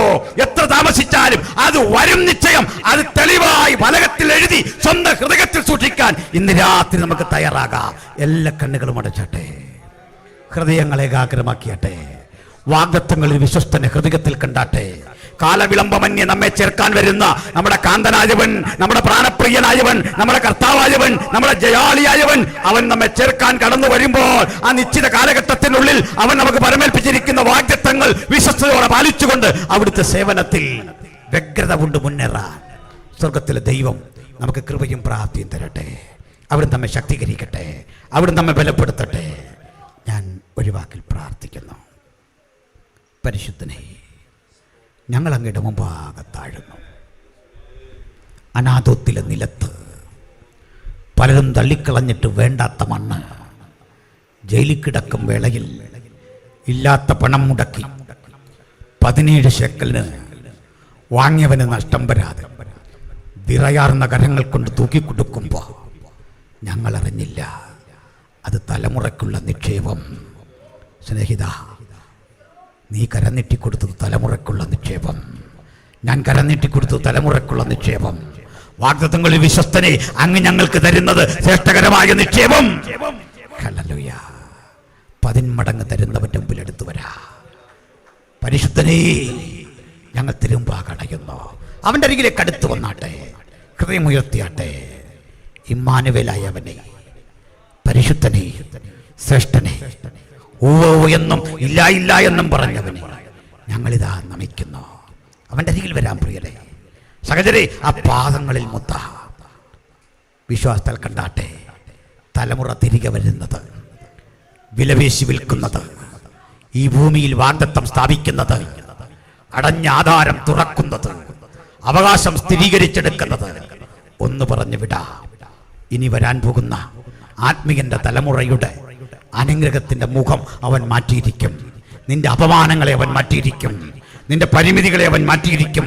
പുത്തൻ ഊർജത്തോടെ, ശക്തിയോടെ, ചൈതന്യത്തോടെ, കരികനെ പോലെ ചിറകടിച്ച് പുതുകത്തക്കവണ്ണം ഒരു പുതിയ നിയോഗം, ഒരു പുതിയ ബലം ഉയരത്തിൽ പ്രാപിച്ച് സടകുടൻ എഴുന്നേറ്റ് പൊരുതാൻ നമുക്കിത് അടുത്തിയല്ല. കർത്താവേ, വചനം കേട്ട എവരെയും പുത്തന്റെ നാമത്തിൽ ഞങ്ങൾ അനുഗ്രഹിക്കുന്നു. വചനം വിടുതലാകണം, വചനം രോഗശാന്തിയാകണം, വചനം അത്ഭുതമാകണം, വചനം ഉന്മേഷമാകണം. കേൾക്കപ്പെട്ട വചനത്തിൻ്റെ മുമ്പിൽ അടിയങ്ങളെ താഴ്ത്തുന്നു. പ്രാർത്ഥന കേട്ടതുകൊണ്ട് സ്തോത്രം. യേശുവിൻ വിലയേറിയ നാമത്തിൽ